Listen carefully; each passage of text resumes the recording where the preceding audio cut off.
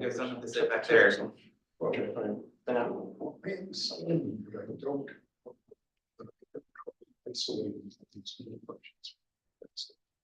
better. Thank you. Thank you. The ship's passing. Sad? Here we are again. Last roundtable. Are we all live? We are live. All right, so we'll go ahead and get started. So this is our third roundtable. Again, the purpose of these is to get input and feedback from the public as we continue to work through our deliberations of the budget between first read and second read. So we can make our recommendations. After this, we'll immediately have a finance committee meeting. So with that, we'll just go ahead and get started and invite people to come join the conversation, ask questions. So please step forward and ask what you would like. Or I might have a question for you, because we did get emails from some of you, and I think the one thing, Sue, if you don't mind, you sent the email earlier today and you were asking a lot of questions about, like it was one of your specific questions about the healthcare benefits. And so I'm interested to learn a little bit more from your perspective, what your research has put out, so that when we go into our next meeting, we can make sure we're asking the right questions to staff. Family Medical Leave Act requires that starting January 1, that there's a deduction for that the employer must make and the employee, and it's a total of 1% of salaries and wages. And so for the next budget year, that will be impacted 6 months. Mm-hmm. And my reading of the regulations, which I didn't spend much time on it, was that if there was a collective bargaining agreement in place, then you're exempted until the expiration of that agreement. So all of our unions contracts are up this June, except the teachers. So that's 350 or 60 positions that are going to be exempted until the following year. And when you calculate, I don't know, I was just using in my head and say a salary of $100,000. But let's say if it's town staff, maybe on average, what do you think? 70,000 on average. So of course, there's a lot of people who make more. There's probably, people who make less. And when you multiply it out, 1% times, or say there's 500 employees. I mean, I did the math, and it looks to me like on the town side, that $100,000 is a little bit high.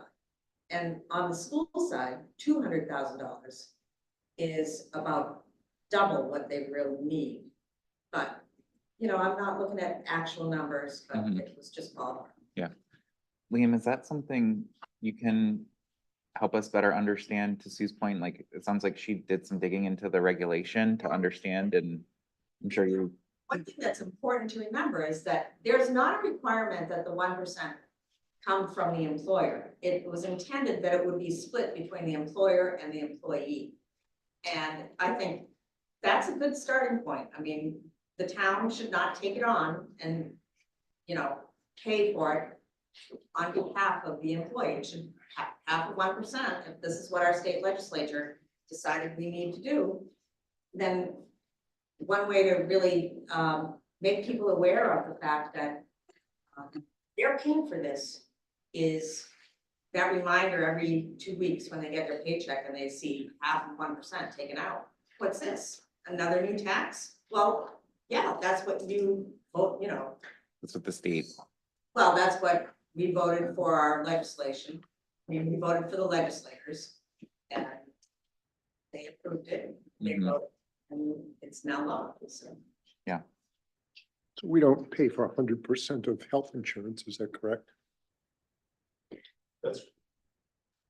That's correct. We do not pay for 100% of health insurance. So it's what's the employee pay? It depends on their level of coverage and their plan. It's somewhere between 8.5 to 18, sometimes as much as 24% is what the employee's portion is, depending on what their plan election is and what their level of coverage is. Gotcha. Yep. So, Sue, to your point, this is a category of employee benefits in which the world has made a shift. This one is a mandated benefit, but it is an employee benefit. And I guess what I'm saying is that asking employees to share a portion of that cost is not inconsistent with what people have gotten used to. Mhm. So can you talk about what's the assumption in our budget and how we've applied the new state statute? And I don't know, Liam, if you can talk to what the school did, because it sounds like maybe it was done differently between the two. Yeah, no, Sorry to put you on the. No, spot. no, no, This it's is- fine, I know yeah. this is your area of expertise. Yeah, so, Ms. Hamill's correct, that, there was clarification that came out, and I don't want to speak too much for the school side, but there is a distinction to be made. The guidance that the school departments received, which is true for all public employers, is that if you have a collective bargaining agreement that's in effect, after, sort of essentially the law's implementation date. So and that's true with their teacher's contract. I believe they have one other agreement that's still in effect through June 30th of 25. They're not subject to begin withholding or making the contributions for this, under this act beginning January 1st. So the savings that I believe the school, and I don't want to steal their thunder, but I believe the school is going to be coming forward with an adjustment that recognizes that delayed implementation for those two groups. Mhm. On the town side, all of our 4 collective bargaining agreements are up this June 30. So we will have to take into consideration that additional expense. Right now, we have the $100,000 we have in the municipal budget is representative of 0.5% of that. So again, it presumes that we are going to share that cost between the employee and the employer at 50%. Good. So we pay the 0.5%, the employee pays 0.5% beginning January 1. Okay, so it sounds like what Sue's recommending is consistent with how we've actually put it in the budget. The school, it sounds like, Sue, maybe they're coming back with a surprise with adjustments that may reflect an adjustment on their side. In the FY 25 budget, yes, Okay. they do not have to fully fund that expense by virtue of the fact they have 2 of their larger agreements still in effect. Mhm. In FY 26, they will have to realize that full cost absent any sort of legislative change to the law. Okay. Did that answer your question? Okay. So that's an adjustment in, at least on the school side, that is a function of more accurate budgeting as opposed to doing, I think, what this committee asked them to do, which is to find some real reductions. So it's not a real reduction to me if you're saying, oh, gee, we forgot it's only a half a year, and that knocks it down, it does. But the next year, it's going to be a whole year. And so the thing that I think the spirit of what we are trying to get to here is not better budgeting, but better, more conservative financial estimates. Mhm. That's what I'm trying to do. Any other questions from what you emailed today that you want to? Well, I had asked about Alger Hall and Yeah. I realized I realized that we bought that with Land bond monies? money, so if we sell it, it kind of has to go back to. I believe that's the intent, or that's what Tom has said publicly, that his recommendation would actually be that we replenish that particular fund, so we wouldn't necessarily be able to use those proceeds towards anything else. But I ask this question every year about 29 Black. What are we doing? What are we waiting for? Mhm. What's the plan? Why are we holding on to it? There are gonna be capital expenses. I know, a few years ago, there were a lot of capital expenses on the 5-year capital plan for that building. And they've just kind of disappeared. I don't believe that we ever have done some, I'm not sure what they were, but new roof, like repointing the bricks, and it's an old building. So does it pay for itself? I mean, we're not collecting property tax on it, so. There is an arrangement, I believe, for payment in lieu of taxes for that property. And I believe this financial structure we have in place, as per the lease, certainly covers the expense. Forgive me, if you give me a moment, I can be more specific in that regard, but I don't expect, from an operational point of view, it's certainly costing us anything. In fact, I think it makes us a little money. Points well taken that when we're considering major capital costs, that's a different equation. And that's probably a point in time where we should think further about the long-term plan for that property. So is this the property? This one? Is it where like the soccer field and stuff is? Yes, We own that property, but we lease it to. we lease it to Gower and Turgeon Architects. Yeah, okay. They lease the entire building. Yep. Mhm. And And so then you, we do run community service programming in kind of the field space Yeah. behind the building. yeah, that's what I think of it as, is the field for sports. and Yeah, things. I can say that various committees that I've worked with over the years here, in particular, the Housing Alliance has looked at that as one of the only kind of town-owned properties that's kind of in the area of town where they might be interested in building housing. There's always been a recognition and some sensitivity to the fact that it's nestled in a very established neighborhood. Mhm. And so I think those conversations have been in concept only. But to my knowledge, the full council's never engaged in a long-term discussion regarding kind of the future of that property. And your perspective is that you think it should be sold? Is that, or you're just curious if if it's a financially solvent? Why, I mean, we're not really, that's not the role of government, of town government to buy and hold real estate just because. I mean, if it was in a strategic location that we thought we might put a community center there or something like that, it would be different, but Mhm. it's in a location where, There's not much we can do with it from your perspective? and, you know, I'm assuming that it's, at some point will go to Avesta or some agency and they'll rehab it, turn it into senior housing or affordable housing or something. Mhm. You know, why are we waiting? What do we, how long have we owned that property? Do you guys know? Has it been, More than 20 years okay, that it's had any municipal use. I think the last municipal use, community services, at some point in their history, they may have started in that facility. Sedco spent a bit of time. I should say that was the first year or two I was here. Sedco was in that space. Mhm. But then since then, so for the last 15 years, it has had no municipal use. Okay. I think what's interesting about the concept that Sue's putting forward is more when we go into like our major, how we have that goal for major capital planning. I wonder if part of that includes looking at town-owned properties, just to kind of understand what we have as existing major capital assets, to see like, again, Mhm. do we look at those and through that process and say, not only what do we need, but what do we have and what do we want to do with that long term? I will say in past councils and members of the public have expressed concern about the town parting with town property. The one that comes to mind is the old Dunstan School that was sold 25 plus years ago, maybe even 30, for all I know. Mhm. It was a restaurant for the longest time, and now it's, of course, a kind of a grocery store. So I think it's double-edged. I think I understand the point from a financial point of view, but there's also a history and nostalgia Mhm. and the fact that though we're not in the real estate business, we should think long and hard about when we choose to part with real estate. I agree. That makes sense. But I think if you look at Bessie School, it's, you know, that's a great use for that building. Mhm. It's been added on to and, you know, Mhm. it's nice that that's here.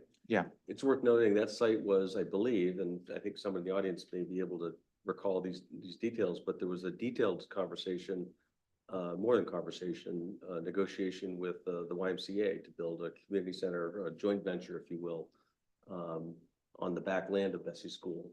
Hmm. And that was probably 25 years ago at this point. And then I think the Bessie School reuse came forward shortly after that, failed to gain any traction. Any other questions, Sue, that you wanted to ask from your email earlier today, or they're good questions, so I just thought, I'm glad you're here so that we could try and answer them live. No, I mean, I don't feel like the school has really adequately answered the question on the class size for the high school at 14.6 when the goal is 20 to 24. And, I know that, that the enrollment at the high school 10 years ago, I mean, it was bigger. And Mhm. I'd like to know, over the years where enrollment has dropped at the high school, have they eliminated, reduced any positions Mhm. over, and if they have, how many? Because if we have the same number of teachers there now that we had 10 years ago, then, why? Especially when we have a need, you know, we're hiring, there's a new position that's been created at Wentworth. And then count up the number, it's something like 14 additional positions at lower levels. And no, they're not teachers, they're ed techs or, you know, part-time resource person. But Mhm. maybe it's time to, you know, put some pressure on the school to reallocate some of the. I mean, I know that if all your career you've been a math teacher and Mhm. 30 years and, I mean, there are teachers in the high school who have less tenure Mhm. and, they, Have they're you- the experts. I know you brought that up here and I know it's been responded to.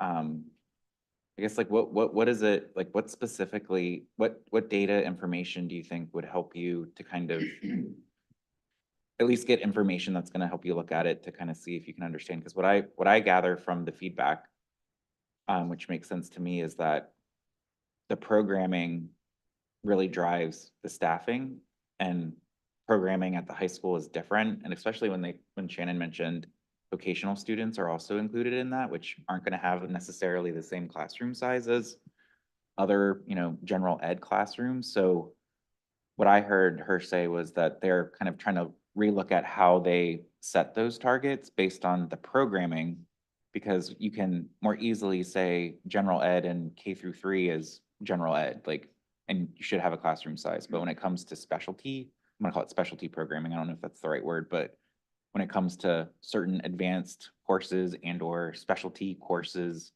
that the students say they want, that's what's driving classroom sizes to some extent for those types of course offerings, which to me, again, it makes an intuitive sense that they need like more flexibility at the high school, but I don't know what that means in terms of what their staffing should actually look like long-term and how they're thinking long-term. I don't know, April, if you have any.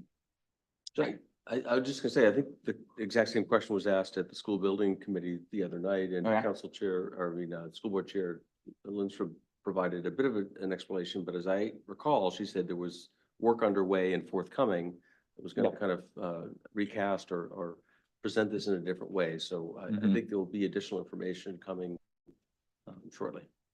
So You know, I mean, I had thought about getting, asking for a list of classes and all the sections and the actual, you know, student population in each section. But I know that I would probably get a document that's, you know, 30 pages long, 40 pages long. You definitely would.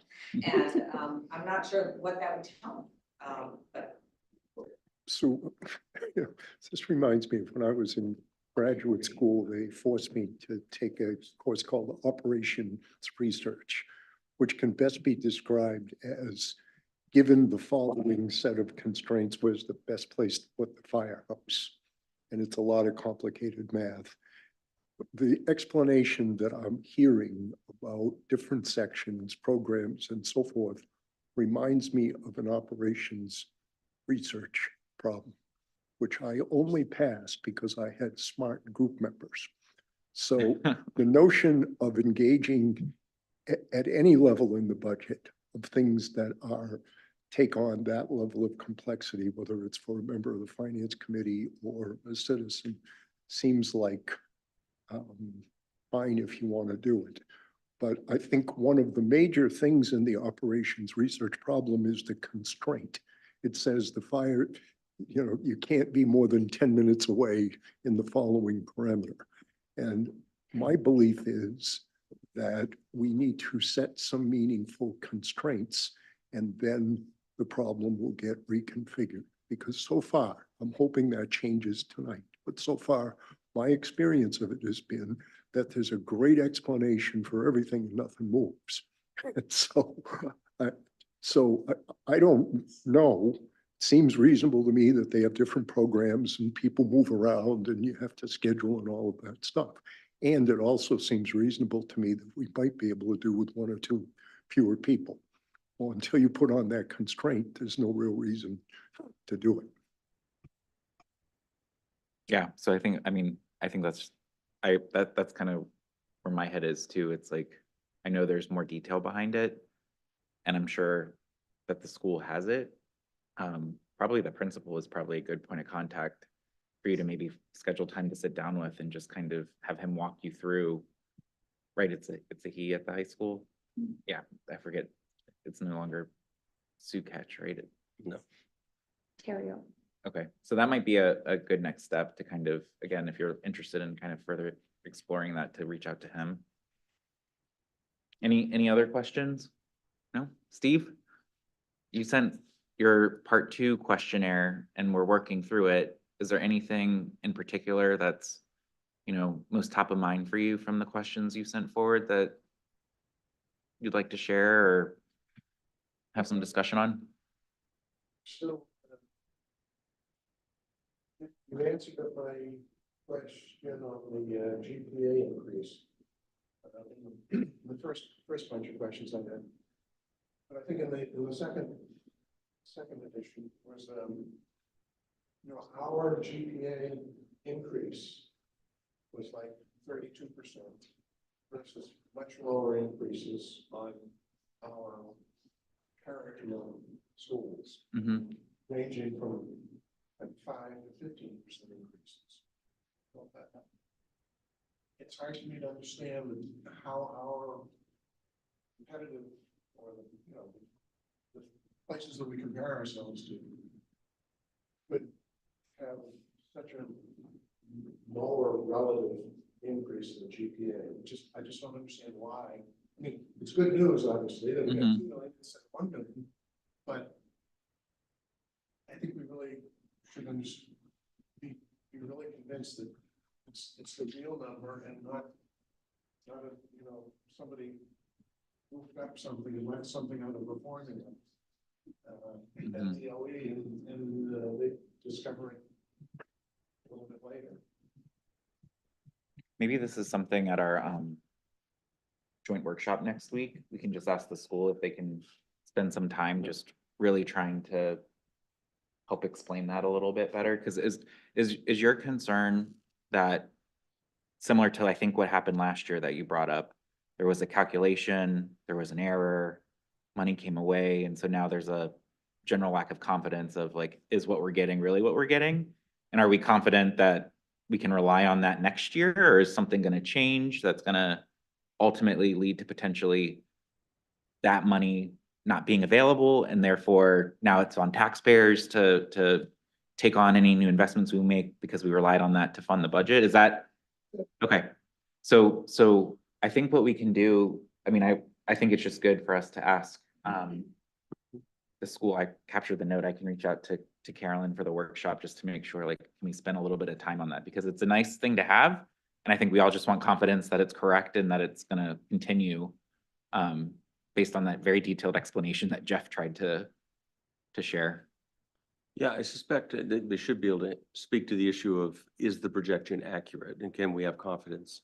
What I can tell you is that there is extreme volatility in that number. I've seen it go down by 2 million overnight. And so I think the current concern or fear expressed is real, that that's a number that has extreme volatility, that we cannot necessarily predict what will happen next year, because you're working with a pot of money and then it's distributed and there's all sorts of factors, and it's not just our performance, but it's how we perform relative to others, in factors such as number of special services we provide, student population, whether it's going up or down or static, all of those factors come to play. So it's hard to predict year over year. It really is. And then the other one that's been the biggest volatility is the legislature and the governor's office, whether they fund it fully or they choose not to. Yeah. So to that point, I don't know if any of you have ever had a grant-funded job. That's what this sounds like, is that if we hire people incorporating this additional aid in the formula, then essentially we are sort of making those salaries in some respects contingent on the funding. But that's not what happens in reality. What happens is they get baked into the budget. And then if the state aid goes away, we've got the ongoing cost. Am I understanding that correctly? My understanding. Yeah, Counselor, I wouldn't characterize this like grant funding. Well, I I think did- there are, the ARPA funds are a great example. They're directly analogous. This is something we should have confidence in. It's a matter of state law that the state is to provide 55% of education. There are some districts that have over 90% of the school costs covered by GPA. We're, I don't know, less than 8% or something like that, closer to 6%. I guess I understand what you're saying, but my point is that this year we got a big bump in it and it was characterized as a lovely surprise. What I'm hearing is it could be very different next year. Good. Not because it's fair, not because the formula is not understandable and so forth. Mhm. And so I guess that is sort of where I came to the comparison. It's certainly not truly grant funding, but it's money that can go away in big chunks. Yeah, And so, I think it Yeah, goes back just- to your initial inclination when you saw that while this is great and it helps to get the net budget down, we should be cautious about how that's applied or how we consider that because it's not guaranteed next year. Right. I mean, we will get something, it sounds like, but it may not be exactly what we got this year. Could be more, could be less. so my comfort level would increase if you could point to, here are a number of, here's some ballast. I'm not necessarily saying people, but, some cargo to throw overboard in the event that that money wasn't there. And I want to say it again, I'm not equating people with cargo. I'm talking figuratively about stuff, okay? And if in your budget process, you look through the stuff and you say, okay, we're going to fund these with this money, which is tenuous. And if we turn out to be right, great, we'll do it another year. If we turn out to be not right, then we'll be able to get rid of it. And frankly, if I came in as a teacher, an employee, understanding that my job may or may not be dependent on state funding, I wouldn't feel terribly comfy with that. Mhm. And I don't know that that's necessarily disclosed when we hire 11 people, right, in that mix. Mhm. And that money goes away, then what happens to those folks? Allison? I haven't done a deep dive in any of this. I located on my way to the community Mhm. center thing. But to your point, one of the, and again, I've never really taken a deep dive in the budget, but one of the things that I would comment on is we as a town have a habit of doing is to put it in the budget temporarily. Becomes permanent. So I would use this as an example. I want to say 2 budget cycles ago, there were teacher positions added that were COVID related, and they were told to the public that these were temporary positions. And they were temporary for 2 years, and then they became permanent. Mhm. So we did, and forgive me, we did the same thing with the hub. Then we were leasing that first for 1 year, and then we leased it again for a second year. And even in the first year, within weeks of leasing it for 1 year, everyone moved out of town hall to the hub and a big sign went up, and it became permanent. And it's not to say that it isn't a, a value to the town, but I think we have to be careful when, Mhm. we, even add positions and say contingent on, because I think we have a way of Mhm. working corporate, I did the same thing. Mhm. And then suddenly it becomes permanent. You know, I get, you know, Yeah. again, but I think we have. Yeah. I think just with the teachers and the ARPA, the one thing that to me was like the slight change as time went on was, yes, originally, and I remember during the budget season, we very much pushed them to say, these are contract positions for a year or two. And then once they're done because they needed that because of the COVID challenge. And then I think they did cut back on that staff once COVID was over, once things kind of went back to normal. But then I think what everybody started to realize was the COVID impact on the learning and that you needed continued support to help with, the issues that the year and a half out of the classroom had. And so when you look at other towns outside of Scarborough, their budgets went up like double digits because they put all of their ARPA money towards staff that they felt like they had to retain. I think at Scarborough, there were maybe a handful that they asked to convert really to address the learning gaps and the learning needs. And so at the moment, I don't think they really thought like what COVID was going to be beyond the initial need that they needed those staff for, and that need would have to carry forward. So that's where, for me personally, when they converted them, I definitely had the, you guys didn't say you were gonna do this moment, like you said, you weren't gonna convert them, but then their justification of like, but we have these students that are far behind, that need that additional support, and so we'd like to retain the talent, and that's what drove the budget increase. Well, like to, but with a justification of the data that showed that students were falling behind. But, once, correct me if I'm wrong, I think last year, we added, they weren't all full-time teachers, 14 positions. Mhm. to this. That's enormous. And now we're asking for more. And to Sue's point, where could we rejigger it? And I think if to do that, we have to create constraints. Mhm. I think we should create constraints because, again, the population of the town, we have more people who are over 65 than we have students in school. It's not to say that we shouldn't maintain our sterling Yeah. education, but it has an impact Mhm. on people who are trying to stay in their home. Yeah. Not everybody is eligible for these, for the extra boost in Mhm. their taxes. So you also have to look at how it's all being funded. Yep, no, I agree with you. And I know when it comes to the school's request, we gave them a $1 million challenge.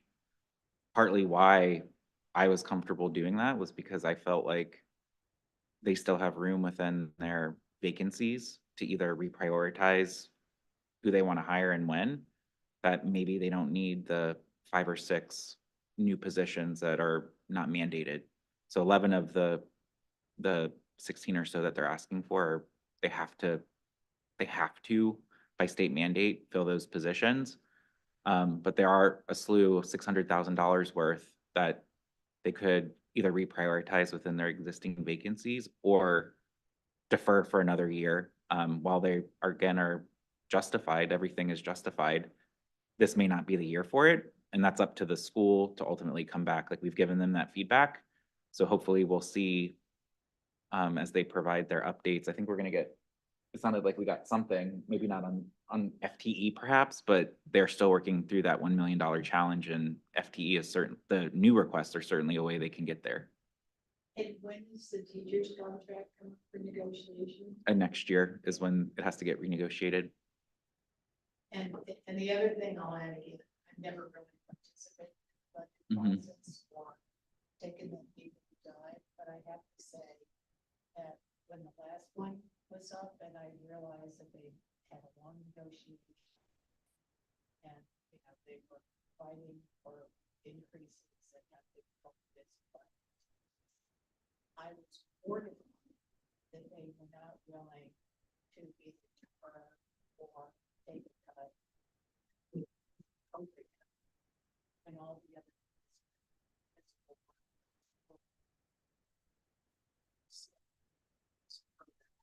Yeah. One thing you guys should all pay attention to as it relates to school staff especially, there's a lot of legislation in Augusta right now. I don't know what the current status is of LD 974, but that was one that was actually trying to push for wage increases specific to some of the union contracts that the school has open right now. And essentially, the state has some other legislation in the works. I've reached out to the senators and the delegation saying, let towns and schools manage union contracts. Like, we don't necessarily need the state trying to dictate to municipalities because it takes away our negotiating power, and we need to be able to have fair discussions with our employees. And so you should definitely look into that and contact your state representatives too, if you have concerns about the state creating laws that dictate to us what we have to do with our staff. So I don't know if you guys are aware of that. Yeah. Mhm. Just as a note, it might be useful if twice a year we have a little council workshop where we had our state Yeah, we should. legislators come in and maybe somebody from the MMA to try to give us the outlook and to explain to us before things happen, all of the things we should love or hate, Yeah. as the case may be. Yeah. So, there, I've said it on camera, so. Yeah. Maybe we can make that happen.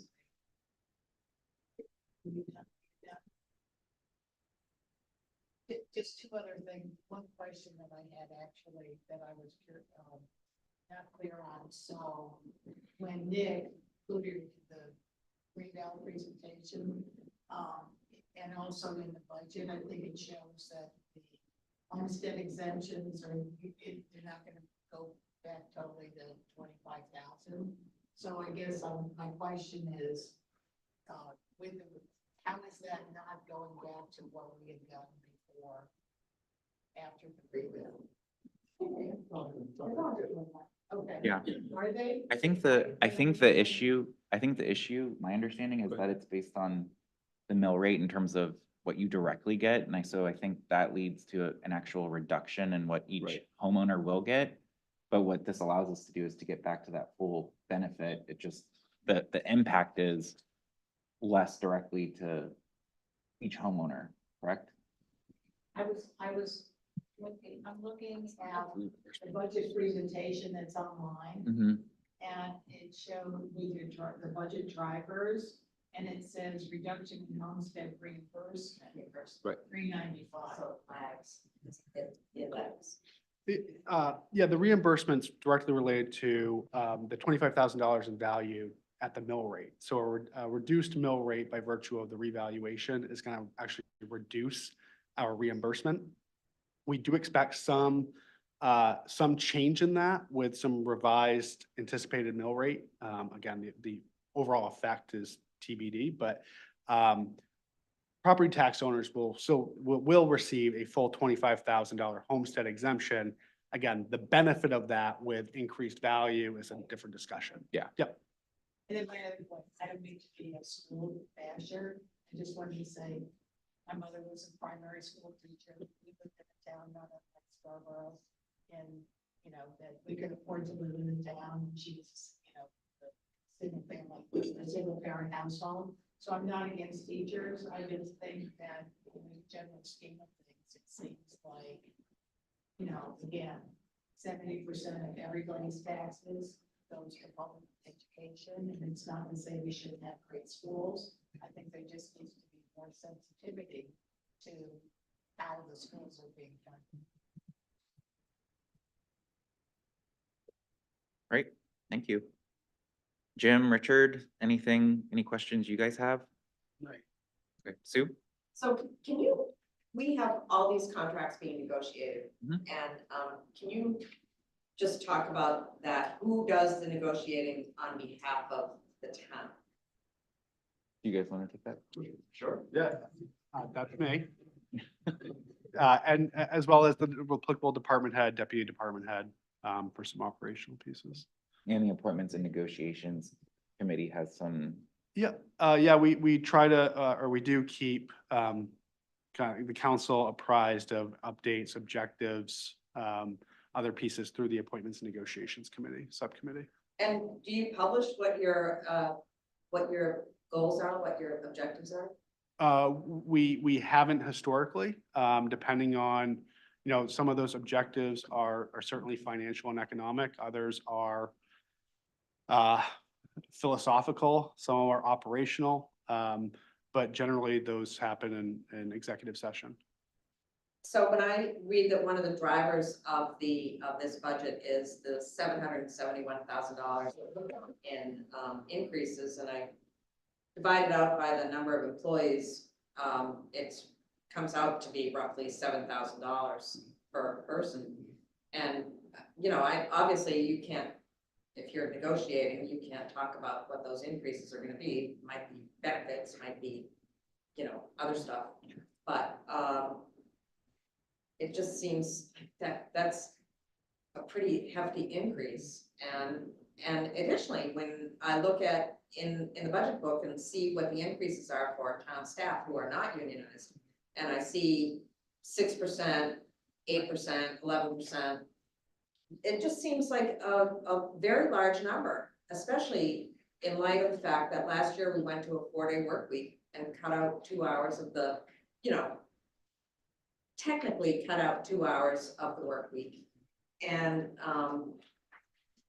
it's actually 2 more. I mean, no one's gonna be sitting at their desk or going, they're working through their 30-minute lunch 4 days a week, in theory. So that was an increase. That alone was an increase in their hourly pay rate. And now this year, we are giving everybody at least a 6% increase, if not more.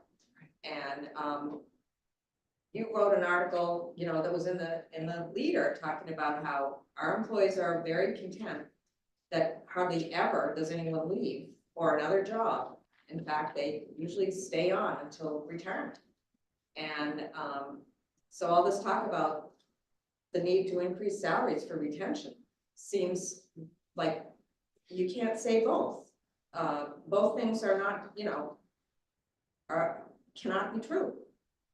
So if our employees are content and very happy to stay here, maybe more modest increases are the way to go. Unfortunately, it's all published right here in this document, and everyone thinks they're gonna be getting their, you know, they're gonna get their 6% or 8%, whatever it is. I'm sure they look at this budget book just like we do. I mean, much more intensely than anyone, you know, than the general public. So. All right, I'll jump in.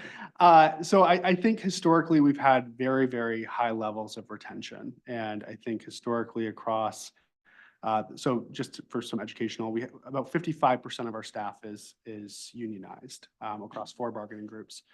And I think, again, historically retention's been high. I think what we've observed over the last 18 months in the public sector, particularly in public safety, has been really, really aggressive increases in collective bargaining agreements with regard to patrol officers, firefighters, dispatchers.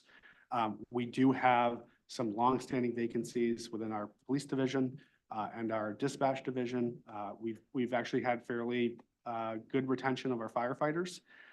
But these, you know, as an anecdotal example, about 18 months ago, the city of Lewiston increased their starting pay for a patrol officer to $29 an hour, which was almost $2 higher than Scarborough at the time. And they hired 8 or 9 officers from the city of Auburn immediately to fill their vacancies.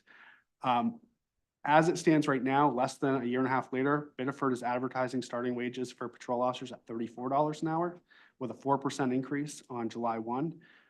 Wells is doing something similar. Those are, I mean, I'm not suggesting that those are averages. I mean, those I think are industry leaders, but those are the things that have really changed and evolved in a fairly short period of time. The other thing I would say is, you know, inflation is driving, I mean, you don't have to turn on any sort of news program or story to see that wages everywhere. The job market is competitive everywhere. Unemployment is record lows still. And so all of those things are contributing to, I think, our feeling that we do want to retain our staff. And we're really in a challenging labor market that we haven't seen in some time. And so, the 6% salary increase that you're seeing, the wage package we have in the town for non-bargaining staff consists of generally a seniority step of 1.25%. And then the ECI metric, which is our COLA inflationary metrics, 4.7. So you get 5.95% for, again, that's contingent on satisfactory performance and some other measures. But those are the driving factors right now that are hard to ignore or avoid. And so I absolutely hear the comment, Ms. Hamel, about how can both things be true? You say everyone likes being here, we never lose anyone. And then on the other hand, you're hearing we need to increase wages to keep people. I think right now, I think both are true to some degree. What that looks like 6 months from now, where we end up with our collective bargaining agreements, the funding there, I certainly hope it will have to be adequate. I hope that it won't be all expended, but we have groups who are understaffed right now and really, really competitive. Can you talk a little bit about ECI and why we use that as our benchmark for establishing COLA? Sure. So the ECI metric is the employer cost index. More specifically, it's the local and state wages variation of that, which is really an inflationary metric tied to government wages. And that's the mechanism that was recommended by a wage study that we had commissioned a little over 10 years ago to do a wage study to establish pay bands, establish wage scales. It tends to, again, last year was 4.7, this year was 4.7. Prior to that, I think it was 2.7 the year before. So it does tend to lag other inflationary metrics, which are a little bit more volatile. But we felt like, I think the theory was that this is really the best indicator of what wages are doing across the public sector at the local and state level. And so that's where that recommendation came from. It's fairly well established being over 10 years old. Just to add to that thought, in the little bit of scrolling that I did through the detail, forgive me, I would give everybody a 10% raise for, the work that everybody does. But I would say senior management in town also plugged in, in the detail, at a 6% increase plus health benefits plus all of that. I mean, at IDEX, how many years do you get a 6% increase? It's so, I just, I think that it's not in keeping with how the rest of the world is. I mean, when I was working, I got 3%. I would think that would be, fair and reasonable, or if there's a bonus, depending, I don't know how things are structured, that people get bonus, they could get more money that way. But a 6% increase for senior management in town is a big increase. I mean, having replaced almost half our senior staff in the last 2 years, and having been through that process to try to recruit a new police chief, fire chief, planning director, assessor, finance director, the list goes on. I mean, I think that even back then, the lesson was it's really difficult to find and replace good people. And, Absolutely. Usually when you're replacing them, you wind up hiring somebody at a higher salary level than the person who left because they had been here for so long. Actually, we've been generally successful at not doing that. At bringing people in at lower levels and, without being too specific, our public safety chiefs, I think just now are projecting to make more than their predecessors did, 3 or 4 years later. And, you look at what other agencies are doing for, South Portland hired a police chief about the same time. And I think they hired him about $25,000 more per year than we hired ours. So that's what we're looking to when we make these hires is what are our competitors paying for even the senior staff positions? And I'm not going to say that that's broad brush true every single way, but having just kind of worked through a lot of that, that's certainly something we took into consideration. So, you know, that it's intended to recognize some level of expertise, seniority, and keep up with inflation. That's what the 5.95% is intended to do. Any other questions? Steve, you look like you have something coming, so I'm just, so you like, for a sec. Richard, any questions from you? Yeah. A lot of this group, when you guys came last time, we're talking about the community center. I'm just curious, did all of you go learn? What did you learn? Anything? I've been watching the meetings, Mhm. so I figured I. And with all due respect, it's not a priority, and I also think, and I want to go over to look at the detail of justifying the expense, the bond expense, and also the regular operational ratio. But I think that, you know, I just think it's not a priority. Mhm. And then even to have the ad hoc committee, as they say.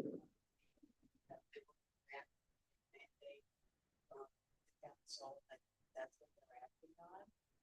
But, and I think when they started, it went from a $35 million project. Now, meetings it's being described as $50 million project. And there's 53 and change million in the capital budget for next year. So, I mean, it's a lot. It's not necessarily.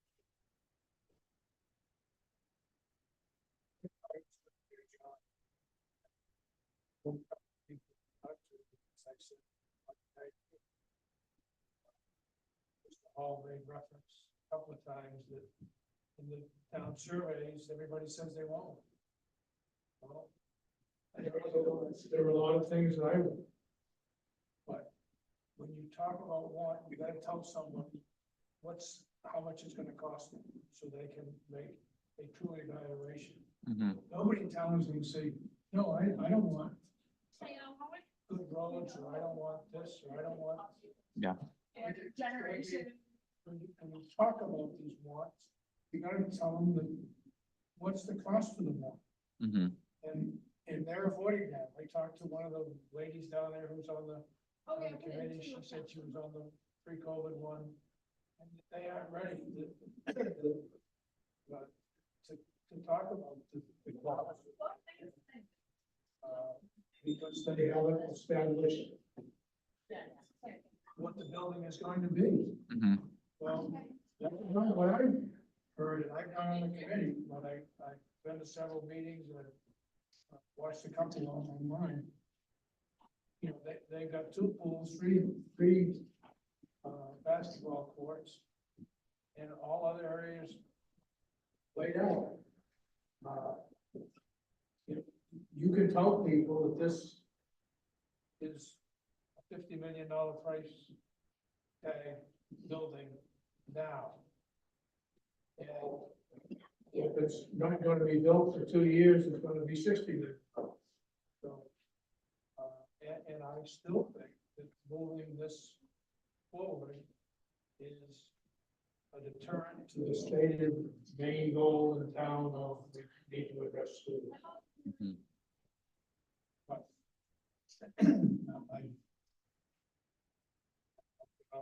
soapbox. Any thoughts or comments on that? I know, Don, you shared your feedback last night at the roundtable on your philosophy on capital projects. Well, I think my general sense of it is that things like charter, which are supposed to go to referendum and for the voters, yes, talk right into the thing. I think that, you know, there's a bunch of stuff that we've said by charter, the voters get to decide on. They get to pick the fire truck, they get to, you know, if it's over a certain amount, so there's a bond issue. My view is that our responsibility is to make sure that the project that goes on the ballot is a project that has been well thought through, well documented, and that the information is clear. So to Richard's point, I would not support putting a community center forward unless I felt that the price tag was absolutely clear to the voters and the implication. And then it's up to them. And I think that if you go back to the school board and say, well, we're sitting up here, I wasn't there. My question, I think, would have been, is this thing really fully baked? Have they really considered, have they gotten the cost to a place where, it's reasonable? Have they done all of that sort of homework? And if the answer to that question was yes, I would have said, well, the voters get to decide, and they did, But respectfully, of course. I would think that it was well thought out. Well, again, And I would say the same thing about, and again, I want to be fair, I'm gonna go over and take a look at what they're doing. But, and Nick McGee said this the best at the school meeting, right after the ballot referendum in November.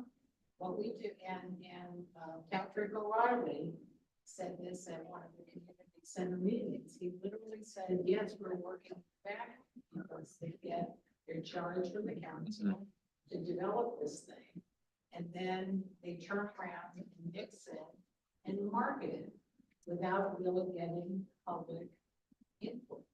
And so they'll do things like the meeting tonight, where they went around to the library and to the school to ask everyone what they want.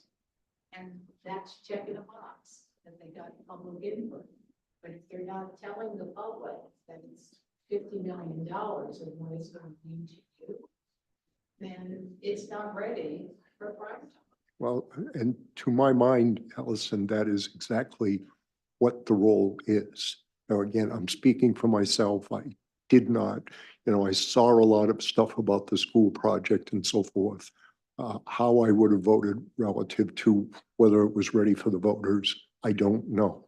But all of the points that you were making, I think, should be taken into consideration in the council vote. But it shouldn't be, does Councilor Cushing like the idea of a community center? Does he think it'll be good for the community? That's really all I'm saying. It's that, yes, it is a want, but, I'm also mindful of the fact that, what is it, 60% of this community is 55 plus, and many people in this community, including myself, have been saying, gee, I wish we had a community center here for years and years and years and years. Well, they may want to make a choice to see something that they can trace to have a direct benefit to them. I don't know, but I think that stuff needs to get weighed in the balance. That's really the point. Well, and I just want to make my point real quick, and then we got to start the actual finance meeting. But I think my biggest learning from the school was, like, to your point, Allison, there needs to be a much more robust engagement process before we have to make the decision with the public, to know whether there's general sentiment that this is a good solution. Like, even for the school and what's happening now, my assumption is in June, we're going to get some sort of recommendation from the committee. My first question is going to be, okay, how are we socializing this to get mass awareness of it, to know, is this a solution that the community generally feels is good? And I don't see that happening quickly. I see it taking time. And so same thing for the community center. Like, we still haven't even seen it formally. Like, I'm not going to the committees because I know they're working. I'm waiting to get something so that we can react to it. I think they're still working. I'm not sure when we're having them come in the near term. But same thing is, like, well, how did you guys engage the public? And have we established a bar that allows us to actually go with confidence before it comes to council, that enough engagement has happened, that there's been enough sharing of information, getting feedback? Because what I don't want to do is put something on the ballot at this point that, well, it's kind of like that balance of, I don't want to put something forward that will fail, but I also don't want to hold something back so long that people start to get frustrated because they're ready for it, and we're like trying to find that balance between how do we get enough feedback to know it's ready to go? And it still may not pass, because again, what matters at the end of the day is who shows up at the polls. And if people don't show up, you know, it could very much fail. So again, I think that's the balance we have to try and figure out, is how much feedback is enough before we feel like, okay, there's been enough due diligence there that let's put it forward, as long as all the work's been done. Leave their stated goal, John. They're gonna get Well, That's what they're. so for all of those boys and girls watching out there, my opinion after my first exposure to it is they're going to need to up their game before I'm convinced that it's ready. What I saw tonight, I was hoping to be wowed and excited and get some real information, and I wish I'd stayed in my chair 15 more minutes. I really didn't learn much. I did see a bubble diagram. So yeah, yeah, so I'm saying forewarned, that was not an impressive. Yeah, okay, so, okay. enough. Yeah. So more to come on that. All right. Yeah, let's take a brief recess, and then we'll get Counselor Shoup here, and then we'll start our finance committee meeting. Thank you guys for coming. Appreciate it. Yeah, you're not gonna. Steve. Yeah.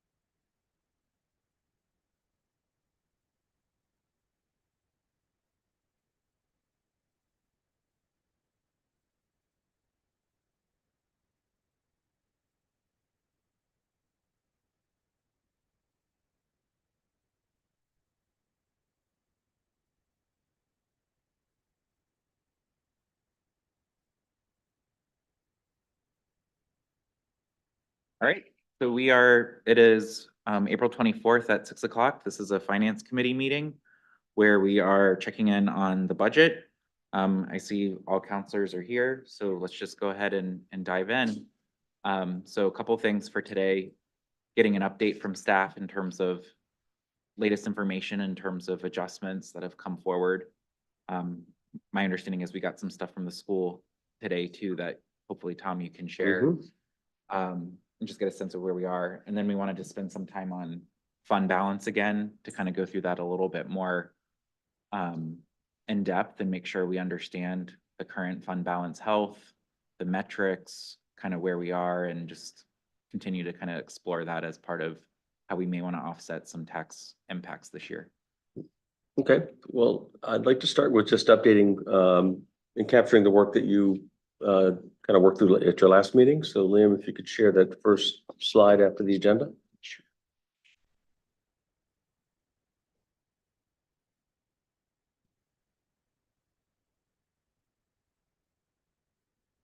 So this is a sheet that just shows kind of the scorecard, I'll call it. This is showing both from the town and the school. From the town side, I've also shown it kind of isolated operating and capital changes. So big picture, and I do notice that I have a number slightly off of what Kate's number is. That's for the update for the medical insurance premiums. I was showing 335. The actual number is 335,666. So forgive me there. So big picture, school at the conclusion of your last meeting was there were a total of $368,782 in adjustments. On the town side, $390,500 in operating adjustments and $317,000 in capital adjustments. All told, the bottom line is $1,075,000. And that is, I'll say, toward the goal of initial goal of $1.2 million adjustments. And then on the second page, we've modified this slightly to remove and recategorize some things, but we just didn't want to lose sight that there's a number of things that we continue to be tracking. And it occurs to me that a number of these things I think will be brought into the next wave of suggested adjustments as well. So this is, again, just for our own internal purposes, but I'm pleased to share it and add to it or subtract as you wish. Just ongoing items that we want to continue to track that potentially will help us toward the goal. And then the final page is just an updated schedule for the use of TIF revenues. This reflects, again, the directive that you provided at your last meeting in terms of use of TIF dollars, both from the downtown TIF and the Higas Parkway TIF. And those numbers have been accounted for in the first schedule that I showed you. So that's kind of just a recap of where we ended last meeting. And you sent us home with some further homework. I offered to identify an additional $200,000 in adjustments. And I believe your directive to the school was $1 million change. Norm's been, our work is still in process. We have detailed, but we're about 166,000 toward the 200. And I think at this point, we're comfortable we'll get there. We can share the detail with you if you like. And then, as you alluded to, the school department, for its part, I believe, did meet with their finance committee yesterday. And there's a number of other adjustments that they are proposed to bring forward to you. I'm not sure, I know Kate's sitting right here, whether you wish for me to speak to these or. I think it would be, like, I would really appreciate if we could spend some time hearing from the town on the 166 and if there are things that the school has to kind of help us understand where they are tracking. After saying I'm not coming. That didn't take long. Yeah. No, right? You broke me. You can do. I don't need a chair. I just wanted to mention that our finance committee is meeting again tomorrow. Okay. And so they were kind of partway through their process. We had a session on Monday, we have another session tomorrow. And so that's why I said to Tom, I wasn't really comfortable. So saying, here's what we've decided, because we weren't quite there yet. Okay, so they're all still kind of items in motion. There's still some items in motion, yes. And I've shared some numbers with Tom. We did go through capital on Monday and started into operating, but didn't really get very far. Okay. They give you some little comfort. They're about 80, it appears about 80% toward that, but I suppose, you know, that work is still subject to some change. So we'll probably at the workshop next week, that's when we'll have a better Good opportunity. Yep. sense of all the things, and hopefully both the town and the school will share where they're at in terms of. Yeah, Give and us- I'm guessing that Carolyn will probably reach out to you at some point. Okay. Maybe you guys can coordinate on how Mhm. that might look. Yeah. But we do have another go at it tomorrow, Okay, so might have some more solidity. I think that's the goal, to have Okay. some solid things for next week. great. So let's, hearing that, we're certainly pleased to share with you the detail of kind of the areas we've traveled. Yep. So far. So just as by way of background, kind of a tactic we've used in the past when we're looking to close budget gaps is to look at the proportional share of the budget by department and task departments with going back and trying to, try to pull as much of that based on their proportional share of the budget. So, sure. So this is, again, just breaking it down. The green is where we've gotten some responses and movements. So again, departments have been very responsive in general. We still can work on, again, there's probably still some opportunities here. But really going through the. Yeah, just so those green numbers, numbers in the green column, I should say, are the dollar amount that results from that proportional share analysis, if you will. So that was kind of the request. And it wasn't a hard request because we appreciate some departments, particularly smaller ones, aren't able to, and other ones are. So, we'll use our executive privilege, if you will, and kind of finding, massaging that in the end. So it will not likely be that equal distribution, but Yeah. it's a fair way of starting the conversation.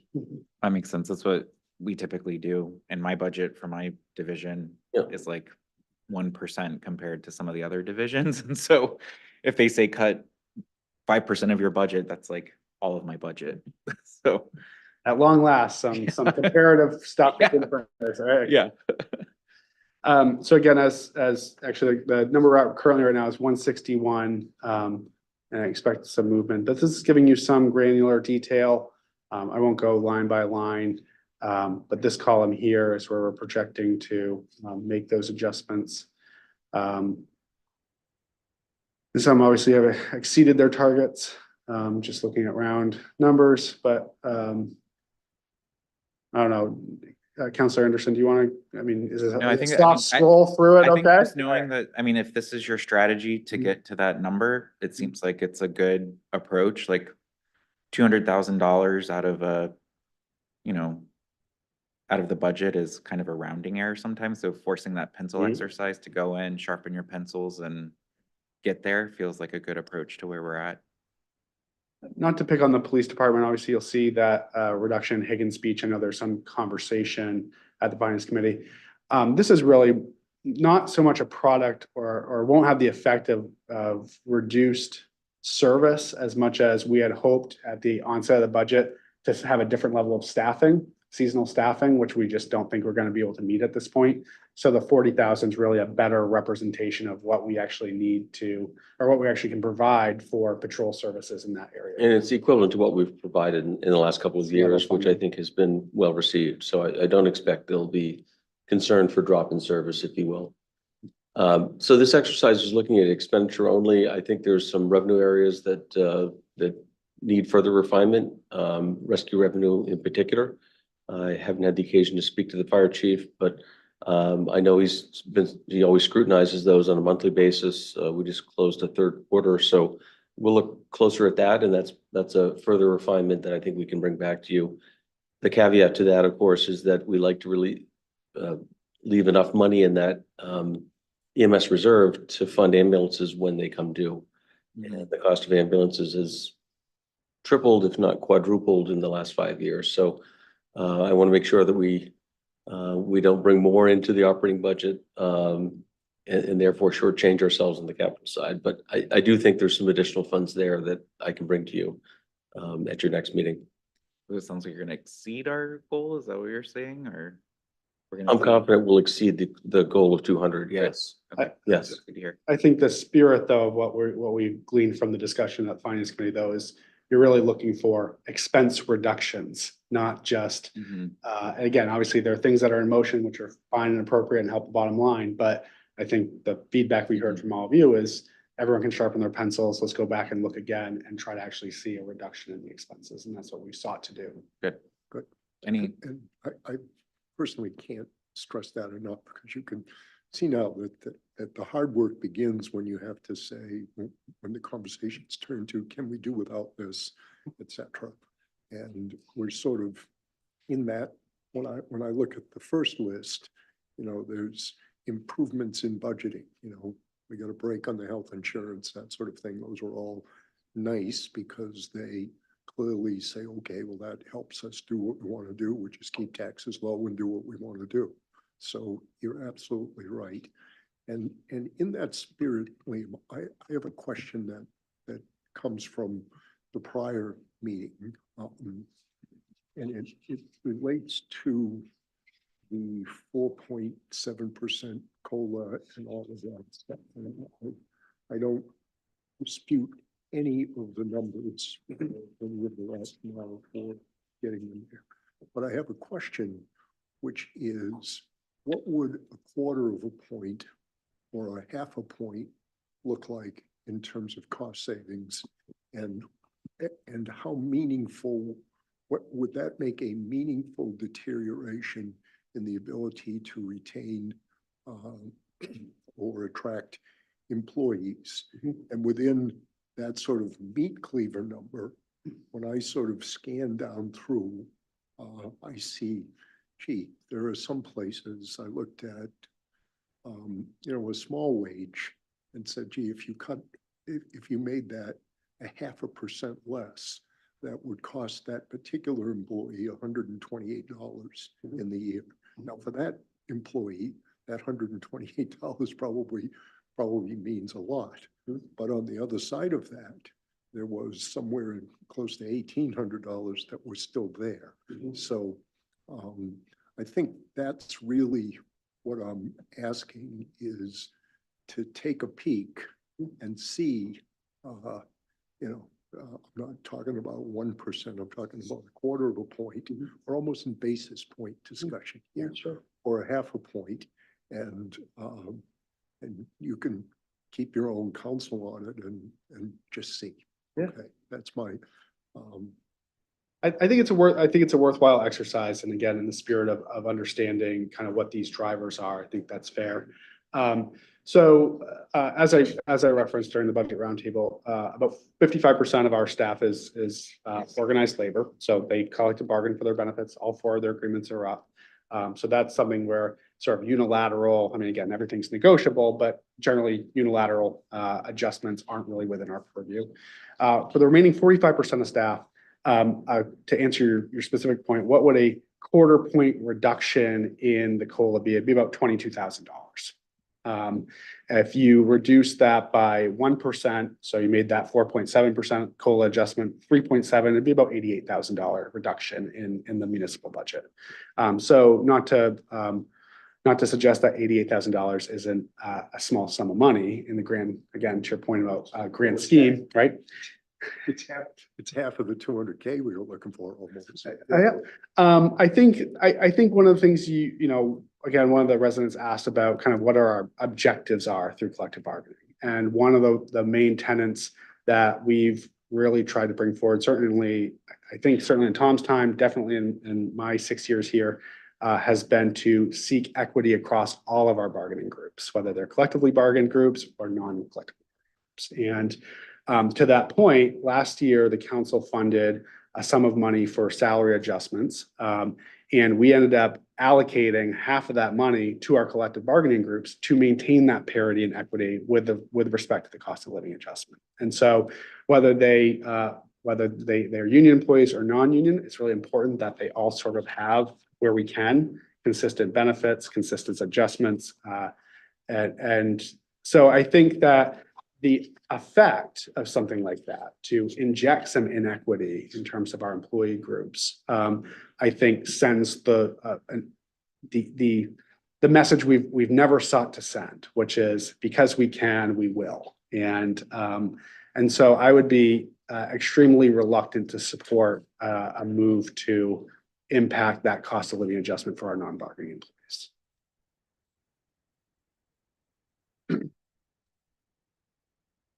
And when I see increases above and beyond that cost of living increase, I assume those are market-driven performance improvement, those kinds of things. And I always want to say, I am on team people here. Yes. And I've been in your shoes where, you know, my board of directors was a group of doctors who, you know, didn't want to see any declines in their seven-figure salaries. So, which means they're all the more willing to scrutinize. So I guess, as I've said so many times, I don't have specific answers, but I think, you know, John and I sat last night with the people at Hillcrest, and you look out over that room and you see that these are folks for whom the property tax makes the same amount of difference as that $128 for the low wage earner. And so where I'm coming from here, these questions is to sort of ask that we take a look at this stuff, take a second look for them and see, even if it's just a little, it would be, if nothing else, symbolic to say, yeah, we're trying. That's the spirit of my question. Okay. Yeah. Karen, anything to weigh in? Not specifically on that subject. Okay. Are we switching gears, whatever, on my mind? I mean, I think, you know, I go back to when we had our council meeting, we said retaining staff was a priority for this budget. I agree though, like perception wise, a 4.7% COLA and a 1.25% step increase again in this budget year, I could see how that people might look at that and think, wow, that's a lot. But then when you really think about what that really means, when I hear $88,000 for 1% adjustment, again, that to me is so tiny in the grand scheme of things. I'd rather you guys look for bigger chunks of money in other places. One idea that I have that I would like to share before we jump to you, which is still kind of in this whole wage conversation. We got an email from a resident where they provided information how Falmouth actually tends to use TIF funds to pay for salaries, not full salaries, but like we'll allocate some to the town manager, to the assistant town manager, even to the finance director. Yep. And we didn't do that for a lot of things. We have some people like Sedco covered. And so is that something that you guys have looked at to say, I think what that would mean is the TIF items, we might have to like push some out that are maybe lower priority if we wanted to go that path, but that's gonna really help the operating budget as well. Could be another means to get there so that if we're using TIF revenues, say to fund 20% of senior staff overhead, that could potentially help reduce the operating budget and use those TIF funds in a way that, again, we wouldn't be able to do a capital project potentially, but at least we can use that to reduce the budget. Yeah, you'll see on this schedule, this is the downtown TIF in particular on the top. The first category under operating is personnel costs. So under the broad category of environmental infrastructure, TIF administration, and economic development, you'll see the total amounts that I'm covering. These are operating costs of staff. They're portions of staff costs. And I've got a schedule to support all of this, but it's generally depending on the type, it could be the engineer and her assistant, sustainability coordinator and the environmental. Some portion of their costs. For TIF administration, it includes finance director, assessor, portion of myself. And the same would be true of economic development. So I've done that. Okay, And I think that's an exercise that I will continue to do going forward. And again, I've got a schedule to back this up. okay. Do you think it's inclusive enough of positions? Cause like the one that we got from Falmouth, they had like payroll administrator. The public works director was included, the public works administrative assistant. So it looks like a lot of overhead roles that probably provide some sort of support for the TIF This is the district. first year I've done it beyond SEDCO, been beyond SEDCO costs, so I think perhaps there's some more there. The first time through, frankly, I had been proposing to use all the TIF funds we had. You'll see here that there appears to be $114,000 left. Okay, So there may be some more opportunity to allocate costs beyond what I've done so far. I think that would be great that might be an area you guys to get to goal or even to exceed goal may want to explore. And again, some of that not exactly goes along with the cutting notion, but at least it's Mhm. reducing again the tax impact to taxpayers if we're able to use that 114 Sure.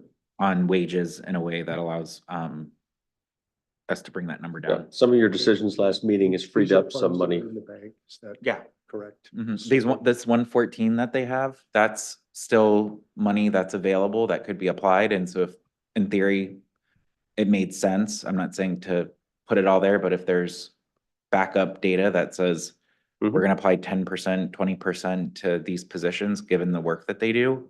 Yep. And we can use that 114 to increase the TIF administration line probably by an appropriate threshold. Again, that's Yep. good to No, do. no, we'll take another swing at that. I think there undoubtedly is additional expense that we can legitimately cover with TIF And revenue. if we didn't use these funds, then in order to do the same things, we'd need to bump the tax rate a little. Is that correct? Well, if we didn't use these funds, I think they would just sit dormant and could be used next year if we needed them for a different TIF project, correct? I So, understand that, yeah, but the money has to come from somewhere. Yeah, right now they're being covered by general taxation. yeah. Right. So it would have an effect on the tax rate. I'm not sure if you could even see it. It's so small, but Okay. it's a exercise I've already started. I'm pleased to take another look at it. Mhm.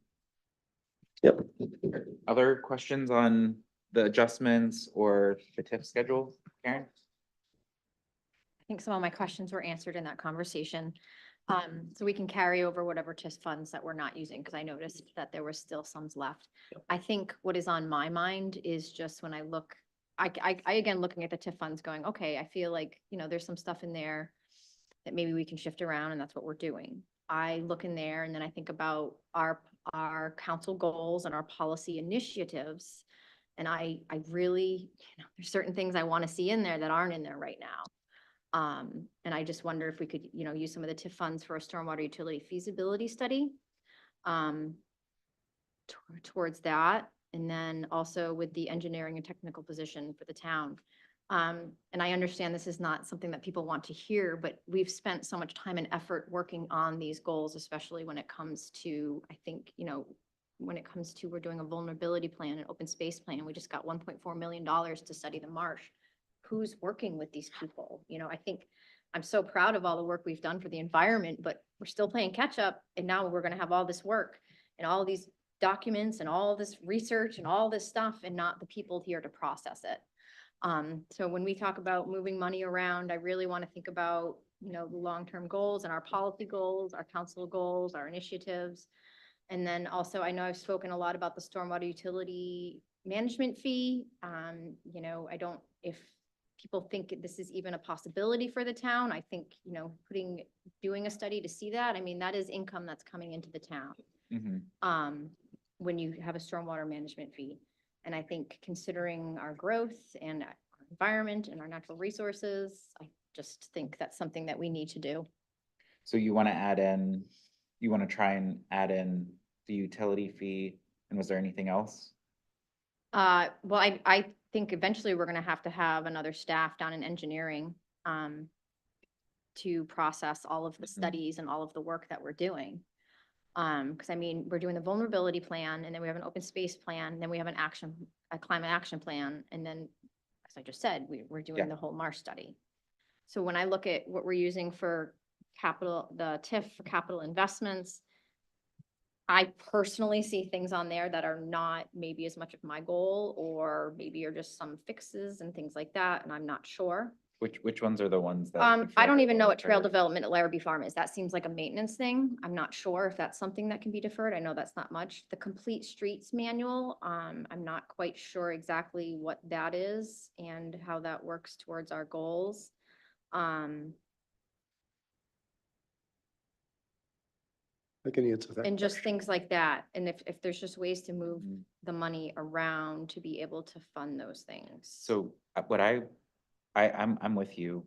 When I look at some of these capital investments relative to what you just said, I think there are other things on the to be funded list. If TIF funds could be used, I don't know if they could. But to me, the lowest priority ones on here, to me, for capital investments are the Route One greening initiative. And the Larrabee Farms one to me is like inconsequential, but if like we wanted to make space to fund what you suggested, I think it would have to be maybe pushing out the Route One greening initiative. I just don't understand the consequence of that one. Like if we were to push that out to next year, potentially in the CIP, and try and use some of those funds, if they're qualified, to fund the new FTE for engineering or partially or whatever, and then. Frankly, I'm not sure where that request is coming from. I mean, unless you're talking to my staff and are hearing that they have a need that I'm not aware of. But what you're suggesting is certainly where we're going. I don't think we're there yet. Otherwise, I'd have the request in front of you. And frankly, again, an objective of this budget was to come in level services. And so that means we need to make some choices, some tough ones. And there's any number of other deferred positions here that I would encourage you to look at in the same conversation, frankly, as that. I'm fully respecting Councilor Shoup's opinion of what in priorities. I don't think they're keeping up with what they are. I'm trying to find an email from Jamie, and I went through this whole process with her in an exercise of like, do you do this? Do you do this? And it was a whole action plan on a certain environmental thing, and I'm trying to find it. But she just doesn't have time to get to certain things. So I understand maybe she's doing what needs to be done, but is she doing what's we want done, or what's best to further our environmental goals as a town? Yeah. Well, I guess for me, it was the item in motion. I was assuming we were talking about the item in motion that was potentially trying to see if we can get an engineering. That was FTE. added, I think, after your first discussion. Yeah. It was Not part good- of her unasked requests, right? So in her, I don't believe it was. I don't think it made my list of deferred positions, requested, not funded. Yep. It's an ongoing conversation I've been having for years with Angela. And that day will come in the not too distant future. And Councilor Shoup, I give you all the credit in the world. You have been the driving force behind the vulnerability study, behind what's this climate action plan that's here, behind the open space plan. You're driving those initiatives, to your credit. And right now we're in the planning phase, and you're right, we're going to need boots on the ground to implement. Is this a year to advance new positions? That's certainly a question for you. Don, what are your thoughts on this? Because I think like my concern is what you just said. We have a lot of things in motion, and I think we have more things coming. And my impression is it's a very small team working on it, and that maybe it's not a full FTE immediately. Maybe it's a partial FTE this year that becomes a full FTE. Is there any benefit in getting ahead and planning to have an FTE allocated that could be brought in late this year, knowing that there's this big work coming for an area that's really important to the council?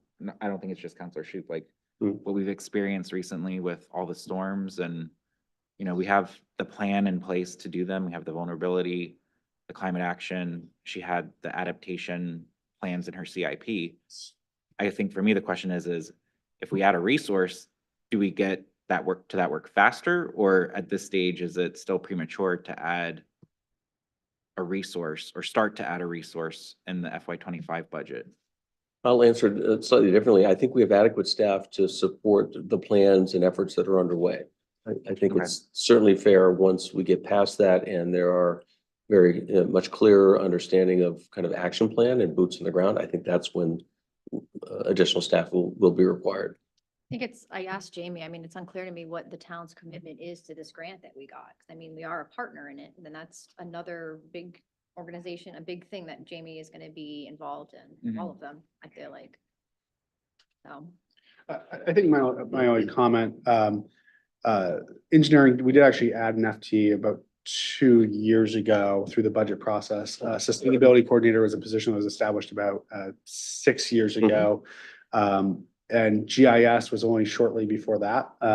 So I'm not for a single instance suggesting that they're not extremely busy, all of them. And that's indicative of kind of how municipal operations are evolving and those needs are growing. Because we have 3 positions that weren't here a decade ago that are some of our busiest positions. And there continues to be growing needs there. So maybe a broader comment in the context of why is the town, this isn't a product of growth. This is a product of increased environmental regulation and obligations under things like federal permitting and opportunities with climate change and things like that. So maybe more of a comment in the context of why are we doing things differently? Why are we expanding? Why is staff growing, et cetera, et cetera, et cetera? It's because of these demands. I think for me, it's like, again, I look at this list and that Route 1 greening initiative to me feels like, again, a nice to have. And I guess the question I would have for staff is, if we were to defer that, what would you advise? Maybe the things that we've cut, like if we were suggesting to not do the facilities assessment and that could be funded through TIFs. If you had to reprioritize the two, is that one really the one we want to focus on next year? Going in that back room, Tom, and feeling, the heat back there made me realize like that facilities assessment probably is critical because that's just one building, one area. Yeah, facilities assessment has been, the tip of our tongue for 5 years now. And it's one of those things that's easy to cut off at the end of the day. But I think that its time has come. The Route 1 Greening Initiative has been around, in my mind, for 10 years or so. The reason it's here now is one, I've been waiting to fund it with TIF funds, and this is the first time we've had sufficient funds. But there's also work happening with Scarborough Downs development, particularly at their doorstep here at Scarborough Downs Road and Route 1, that's happening as we speak. You probably see it. And so the timing has a lot to do with kind of coordinating that effort. Can it wait a year? Sure. But if it did, what would you replace it with that would kind of come in? I guess I would Need time to. need some time to contemplate that. I would just be I'm not sure curious. that I would necessarily replace it with anything. Okay. If your goal is to. So you think it's Reduce costs and- priority enough compared to other options that you would suggest keeping it? The other value of this, and maybe the title is not suggestive of really what the project is. Yes, there's a landscaping component to it, which seems superficial, but I think it's really important.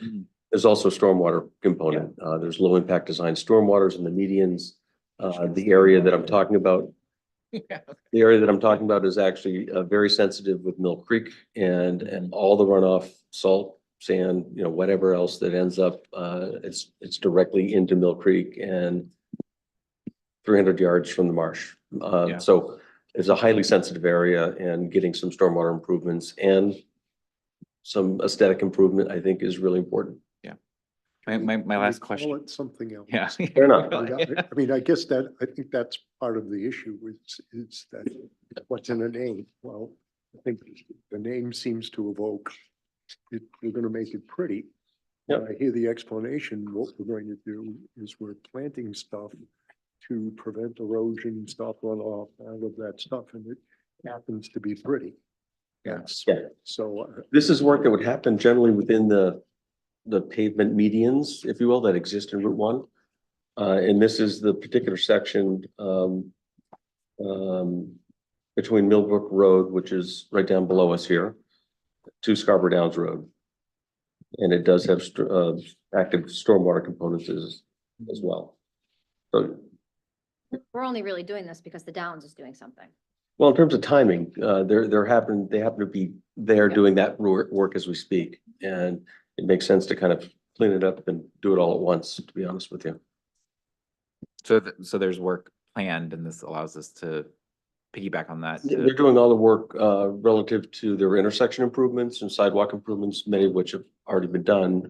This would then extend on either side of that intersection, or I should say on this side of that intersection, additional work within the median for stormwater quality improvements and landscaping in the median.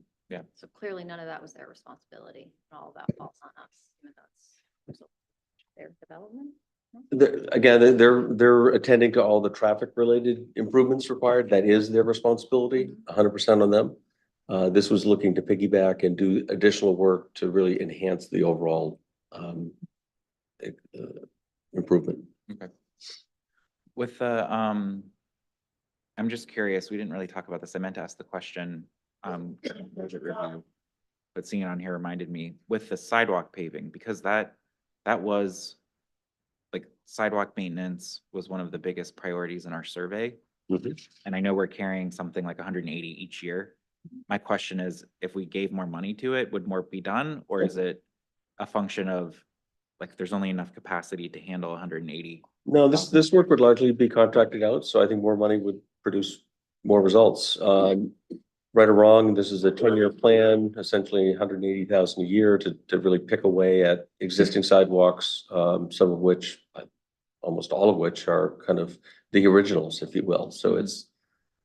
I just want to clarify, because I personally felt like the feedback we were getting from residents is we want more sidewalks, not fix the sidewalks. I think it was both. Is it? I think Okay. we And had- so Yeah. because Mhm. that's You're right, where more is certainly a I big part feel of like it, so. more was the bigger need. So I just wanted to clarify that this is not more sidewalks, right? This is just fixing the ones we already have. I think more and also winter maintenance with existing. Yeah. But, Is that the bigger priority than giving more money to this one? Or would it? I guess that's just where I felt like when I read the survey that, yes, more sidewalks, yes, wanting that, but I also felt the quality and maintenance was also up there as an issue. And it was one of the key takeaways. So again, not that you have to do that, but again, if we have excess TIF monies, can't apply it to personnel, or there's not a different qualified use that's important.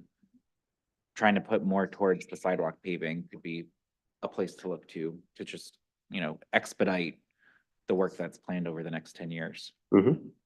Good point. Counselor Cushing, any thoughts or questions on any of the TIF related work or anything up to this point? No, I think that in terms of priorities, my feeling is that I think I want to rely on the judgments of the folks who are dealing with it every day in terms of timing and so forth. I don't want to pick a line here or pick a line there and say, well, we should change this. I think I completely understand what Karen is saying. My perspective is, I don't know if we're behind or not. I guess we are, but we've certainly been doing a lot, in my view, to make our environment more sustainable, to preserve land, etc. And the more we can do, the better. But I think we need to do it within the confines of this year's reality. I have a question on the sort of on the back end. So Karen, you were alluding to the fact that maybe we're going to need some staff to support this big grant that we have, and that would likely come in towards the end of the year. More as a general question, what happens when a real need shows up that we did not anticipate in the budget sometime within the fiscal year before the budget? Does it just go unfilled, or do we find a way to take care of it? How does that work? Yeah, when the council approves the budget, you're handing it back to me and essentially granting me budget authority. That authority extends, from my perspective, I can move funds around within kind of divisions. So if the unexpected happens, so long as I'm staying within budget for public works or police or fire. And generally, we're pretty good. There's not too many big ticket surprises that come our way. So I think to Karen's point is that if we're taking on this grant and it becomes apparent that we really need some more help to fulfill our obligations and to take advantage of it, then you would do your managerial thing and, Yep. and make that happen. So I don't know if that gives you any comfort, but I think that, what we're saying here is we have a ton of competing priorities. I hear sidewalks, bike trails, all of that stuff. And it surprises me that it seems to cut across generations, income categories, et cetera. And that is a very worthy goal. I think that one of my questions more broadly, not for this time around, is that some kind of massive project like that, something that the taxpayers would want to bond and say, do you want to put it out there and say, we're really going to fix this stuff over a period of time? Is a long-term bond for it, and you decide. Show us how much you really want it. So those are my thoughts. Yeah, the charter excludes certain things from needing voter approval, regardless of cost. Generally, public works related things are excluded. That's a matter that has been decided by the voters, if you will. Other things that exceed certain thresholds require voter approval, certainly. And there's a number of those initiatives in this budget. Yeah, it's always a unique thing, right? That traffic, transportation, infrastructure doesn't require voter approval, but everything else does, which is that by state law, right? Or is No. that by, No, Charter? That's local charter. Okay. And it's been revisited at least twice since I've been here. Mhm.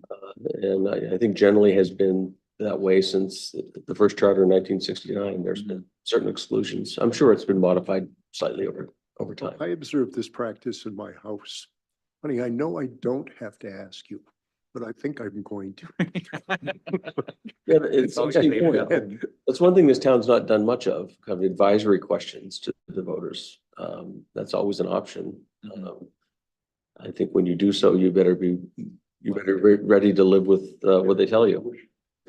Yeah, well, I mean, that's why when I think of the survey, I think of that to some extent Yeah. as advisory, and I feel like 99% of this budget, I could explain to people the things we're doing in response to the survey, and the question for me was really, can we do more? Because if we can, and if it's consequential in terms of helping get our sidewalks better, then if we have the space, let's do it. And if we don't, then Yeah. we'll stay with the plan that you provided. Yeah, I think it'd be really helpful for us to know what your goal is. Is it to reduce the ask of the taxpayers, or is it to or enhance the services we're providing to them? Mhm. The two are somewhat in conflict. Yeah. Both, all of the above. Yeah, that's the problem. That's You're working on that. Yeah, Make it happen. yeah. Can we do it all? Again, just to go back to the suggestion for an additional engineering position. I will work offline with Angela to discuss in the event a position was either totally or partially funded, or she's, queen for a day and could hire someone. He What is would- queen. Yeah. what the scope of work would be, what the discipline would be, what the background, what the title, because it's to Tom's earlier comment, it was not something that we discussed or was requested by the department at the onset of the budget. So I'm happy to do that work and develop what the cost might be. And certainly ask that specific question about would that grant in particular, among many, many others, Mhm. are we adequately staffed to take that on and cover that in the next fiscal year? So Yeah. I'm happy to report back to the committee. And Karen, you'll appreciate this. Angela's a PE, extremely competent, and a really broad range of expertise. We're so lucky to have her. one thing we do well, I think, when it comes to plan review and kind of the planning board development activity is, Angela, given her expertise, she doesn't do the plan review per se. Mhm. We hire third-party peer reviewers that the developers pay for. She's more of a organizing that work, kind of overseeing that work as opposed to the grueling hours on end, reviewing the tedium of plans. So that's one way that we can reserve her expertise for kind of higher level, more important stuff. Mhm. And the developers pay the bill for that peer review. Yeah. I think for me, and again, as you talk to her, and it's always unclear to me sometimes whether it's Angela or Autumn when it comes to this, because isn't Autumn leading the vulnerability assessment, or is it, that's coming out of planning? Yeah, there's kind of overflow at times between planning, engineering and public Yeah. works. It's kind of a Venn diagram at times. But for me, again, more what happened with the last storms and the vulnerabilities we have, which I know we have the assessment that's gonna help us, but then she has those adaptation plans. And again, is she making assumptions based on existing staff that that's our implementation plan to do it that way? But again, if she got more staff, could we do anything faster? Like it's really about, if we gave you the resources, does that help move anything faster? Or no, it's still the same plan? Because if that's the case, maybe it's not as urgent, but we did get an email from a resident asking specifically about where really vulnerability sits in terms of our perspective. And I think we have a goal around it.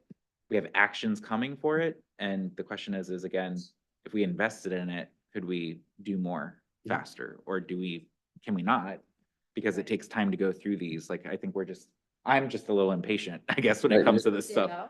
Yeah, so, Fair enough. yeah. When it comes to kind of allocation of time, staff and expertise, it really is a team approach. I mean, I'm so blessed to have a set of senior staff that all are experts in their own right, but then collaborate extremely well. And so taking open space and vulnerability, the folks downstairs, Jamie and Autumn and Angela, kind of look at what's on their plate, look at where their bandwidth is and where their expertise is, and figure a way. So there is a lot of overlap, and I think that's something I certainly encourage. Mhm. I will share with you, I know I'm in trouble and it happened yesterday. I look up and both Angela and Autumn are standing in my doorway. And, No. each of them are formidable. Together, they are impossible. Yeah, okay. to Say no to, so. You did a good job hiring. I think that's the for only sure. comment I'll have is we funded the open space plan last budget season and that starts next month. Yeah. So that's where they are busy and they are eventually getting to it, but I think it's just to speak Yep, further. that's a so fair we point. Get to it quicker. Yeah. What? All right, so do we want to switch gears to fund balance? Sure. Yeah, is this something Norm or Tom, you guys want to kind of walk us through? 'Cause Yeah. there's some good stuff. Yeah, there's some detail here. So yeah, I'm gonna have Norm kind of lead this discussion, but I'll reserve the right to jump in. I'll bring that page up. So what he's pulling up here provides maybe more information you want, but we figured we'd err on the side of caution. We'd like to review and give you a sense of kind of the history of our fund balance, kind of where it's been and where it's likely to be going.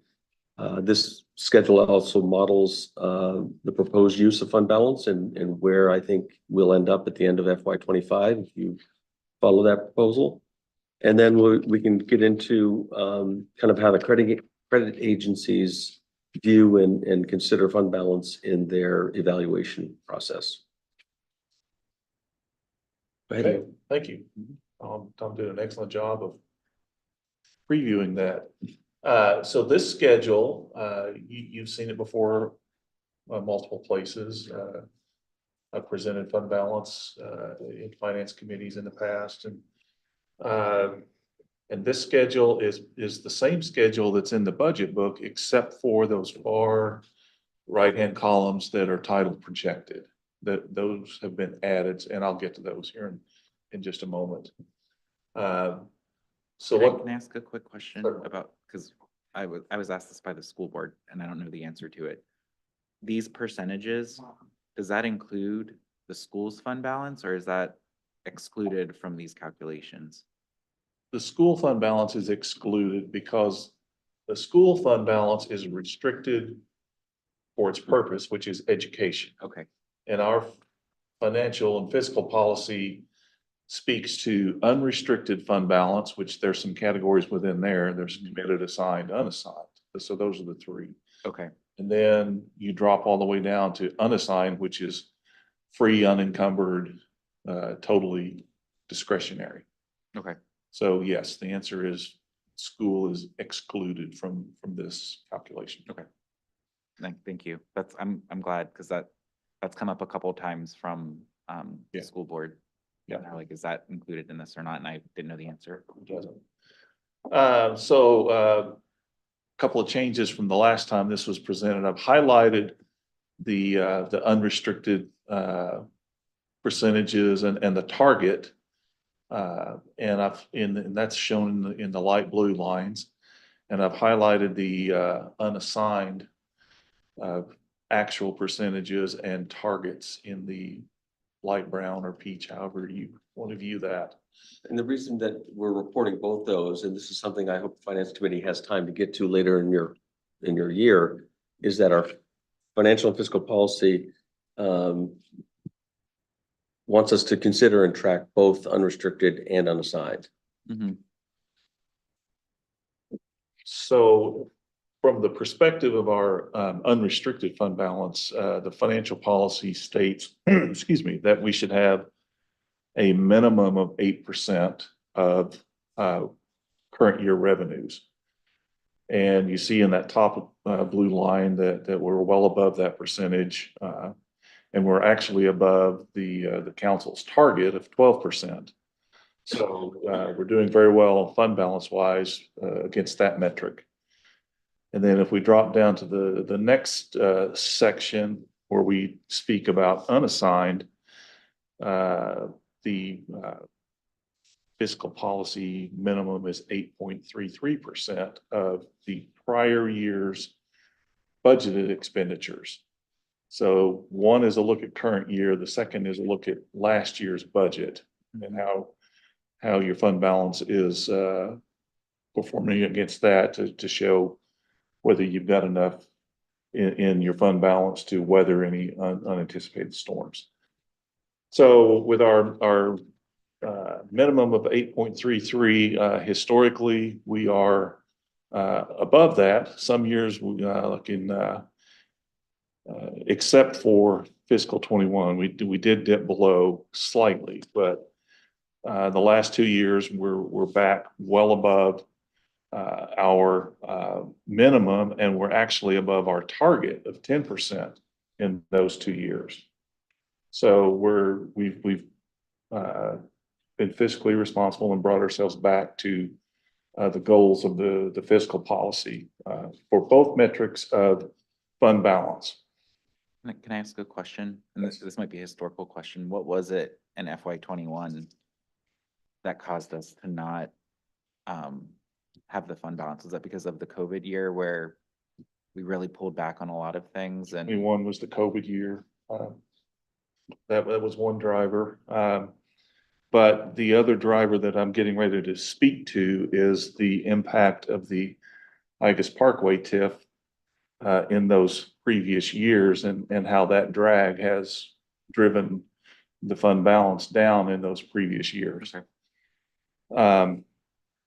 So as we move down this spreadsheet, the section where we're talking about the Igus TIF, over the years, up through December or June 30th of 23, the end of the fiscal year, the general fund has advanced 2.785 million into the Igus TIF because the revenues have not performed as expected, and there were project commitments and debt that had to be serviced, and that advance is a reduction of fund balance in the general fund, and that's the drag in the previous years. The debt is fully paid off now, so every dollar that comes into that TIF as revenue will go back to pay the advance back to the general fund. Right, debt and CEA obligation. We had long-term CEA obligations to the developers of the Cabela's complex. and that ended, right? Or it's ending? It ended in Last partial payment was last fiscal year. Correct. Yep.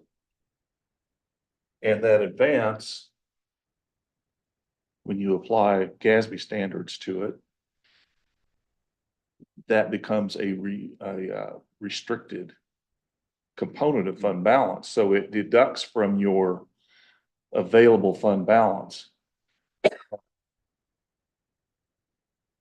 as long as you have that advance to yourself. So this section rolls forward what we anticipate TIF revenues in fiscal 24.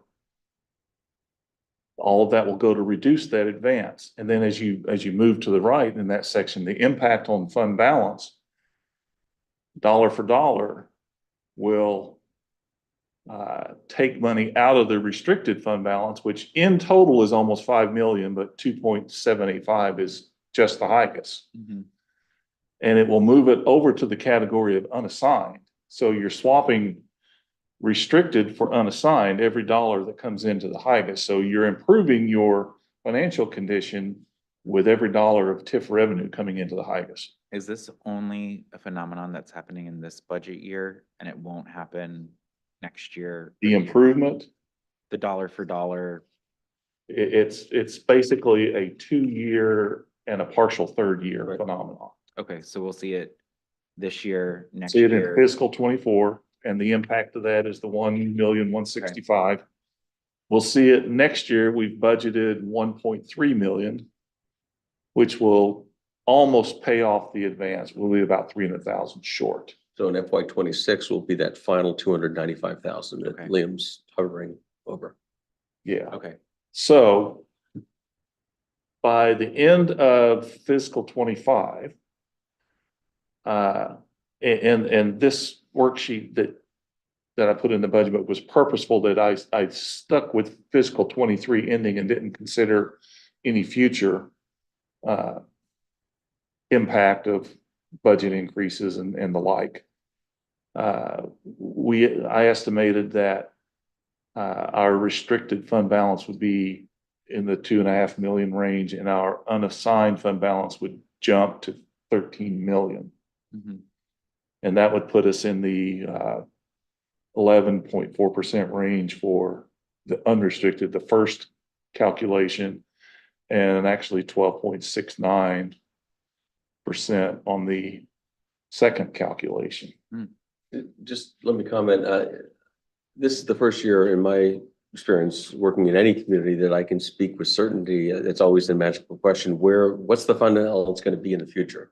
And there's a lot of factors that affect that up and down. So we're always, Kate will appreciate this, always very cagey about estimating that, because until the audit's done and we know where all the monies, have been spent or not, can we really speak confidently? Because these funds are coming from the HICUS TIF, they're essentially guaranteed unless, something happens dramatically that all the value evaporates overnight and they're not paying taxes anymore, which I think is highly unlikely. Mhm. What we're presenting here has a 99.9% degree of certainty, if you will. And I've never been able to have that level of confidence. And that's a large part of the reason that for the first time in over 10 years, I'm proposing that we use some level of fund balance. Mhm. And the next part of the conversation is really explaining what we're proposing and how that affects fund balance, given what Norm's just taken us through. Yeah. I think I want to go through the projected real quick, just to kind of wrap up put a bow tie on that section. So then the new information is taking the approved budget in 24 and the presented budget at first reading for FY 25, which has my revenue projection in there that we did right at the very last minute before assembling the book. What would that look like? And it changes the percentages very slightly, but we're still in the for FY 24, like 13.4% for unrestricted and 12.85 in FY 25. So we're hovering around 13% on the unrestricted calculation, Mhm. where our target is 12. So we're getting some space between our target for that, calculation. And then for the unassigned, we're just 11.03 and 10 point, so we're hovering right around 11 where our target is 10. So we're putting some distance between our target on our fund balance. So we've got, for lack of a better word, a little cushion in our minimums and our targets.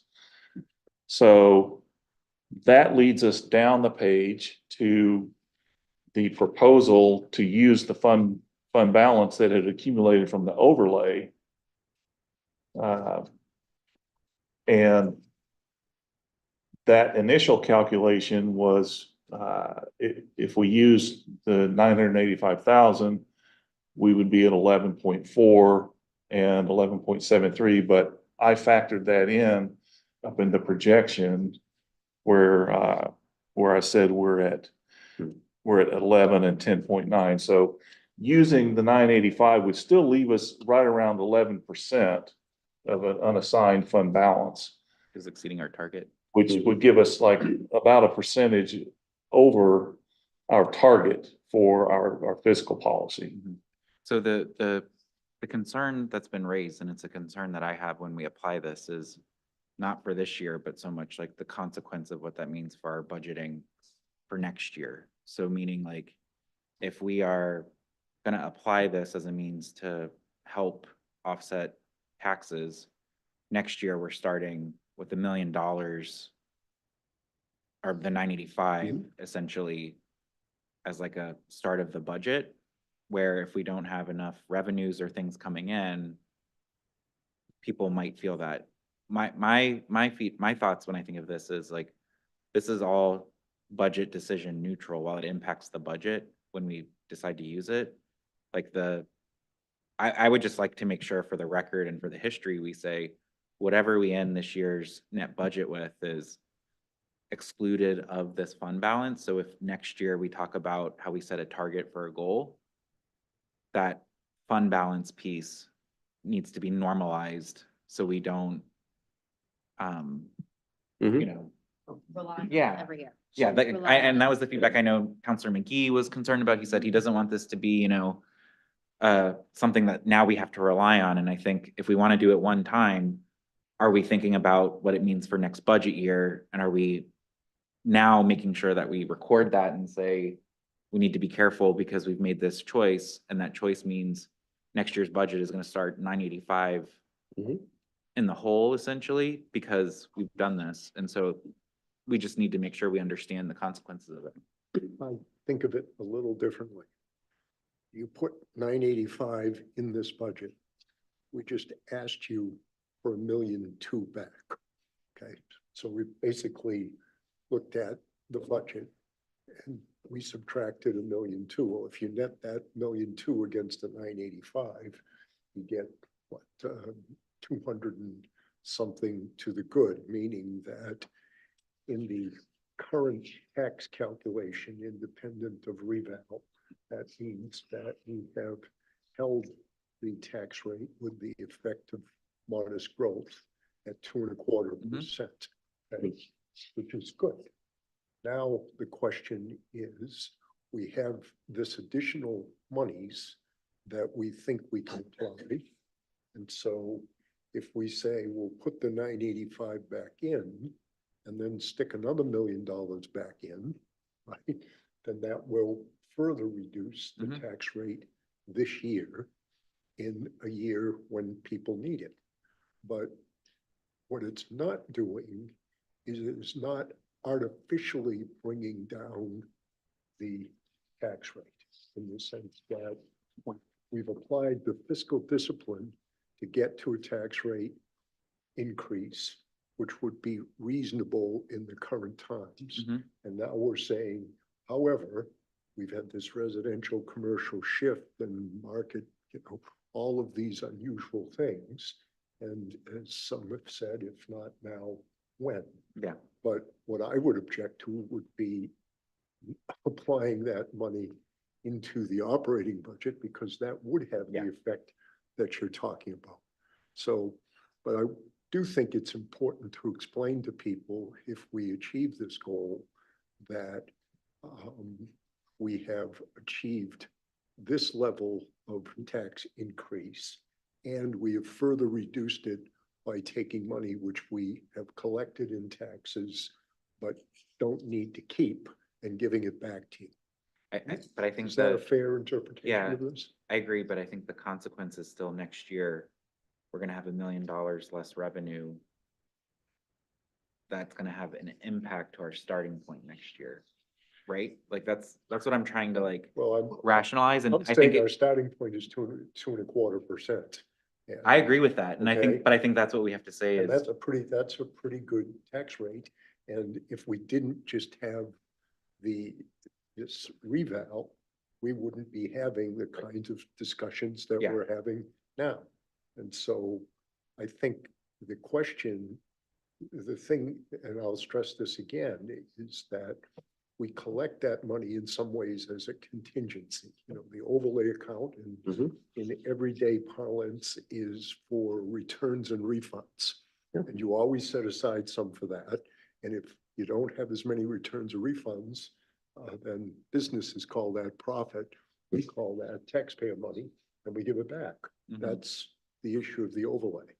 So the point of the reserve is what, in my understanding, is people call it the rainy day fund, that in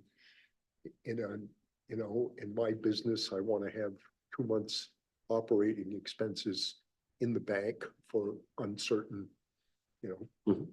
working capital, et cetera. And so the town has a different set of rules that apply to that. But basically, the time you go to the fund balance is if something weird or crazy happens. Mhm. It's a contingency account. And we should not overfund it. Mhm. So Yep. Again, I think to frame the discussion, this is what the budget is. Yeah. Now, here's the tax rebate. And it's not the impact for this year, it's more Yeah.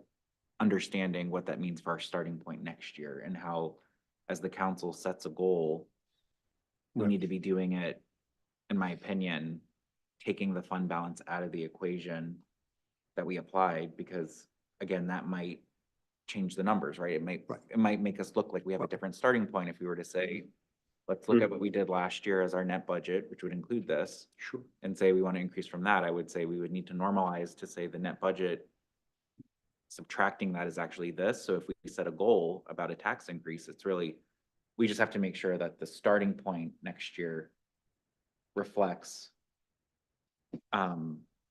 what the council, again, the council may not care, but we just need to take it into consideration as we set next year's goal, is really what I just want to make sure we're clear on.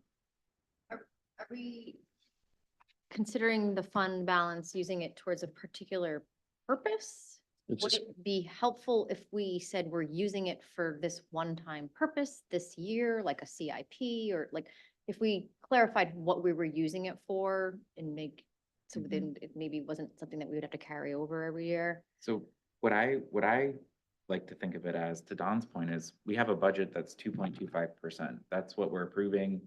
And we are saying that's what, eventually when we get through the process, hopefully that's where we get to. I view this fund balance more going to Nick's calculation when he says 4.75% of what people are gonna see in their tax bill is because of this unique phenomenon we're seeing. So we're gonna give money back to taxpayers that they've put an overlay that we've had, because that phenomenon is happening, and hopefully that reduces that impact a little bit more. Well, yeah, in rough, actually pretty accurate numbers. So if you're able to meet all your adjustments that you've stated, you'll get to the 2.25, and it seems clear that one way or another, we'll get there. Yeah. If you choose to use another $1 million of fund balance, that 2.25 goes to basically 1%. So you're reducing that by a 1.25%. Mhm.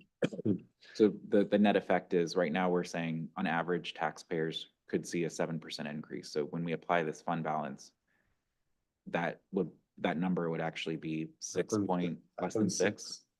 Which again, I think that's what we're hoping to be able to That's explain to putting- people. That's a million. That's a So million. If you did that same math and put 1.5 million, which wouldn't be a big stretch, then you could basically make that number almost go away. And so what that means is that we would be limiting the tax effect to simply the effect of the reval.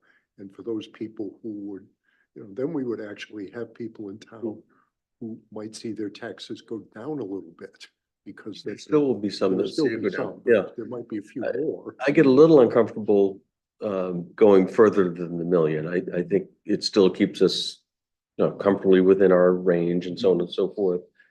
To Councilor Anderson's point, I think it puts us further in the hole starting next year. And no one is more fully aware than of the implications of this than I am. And I have no illusions that your tax rate goal next year will be anything higher than 3%, as it has been historically. So that's going to be a challenge we need to confront right out of the gate.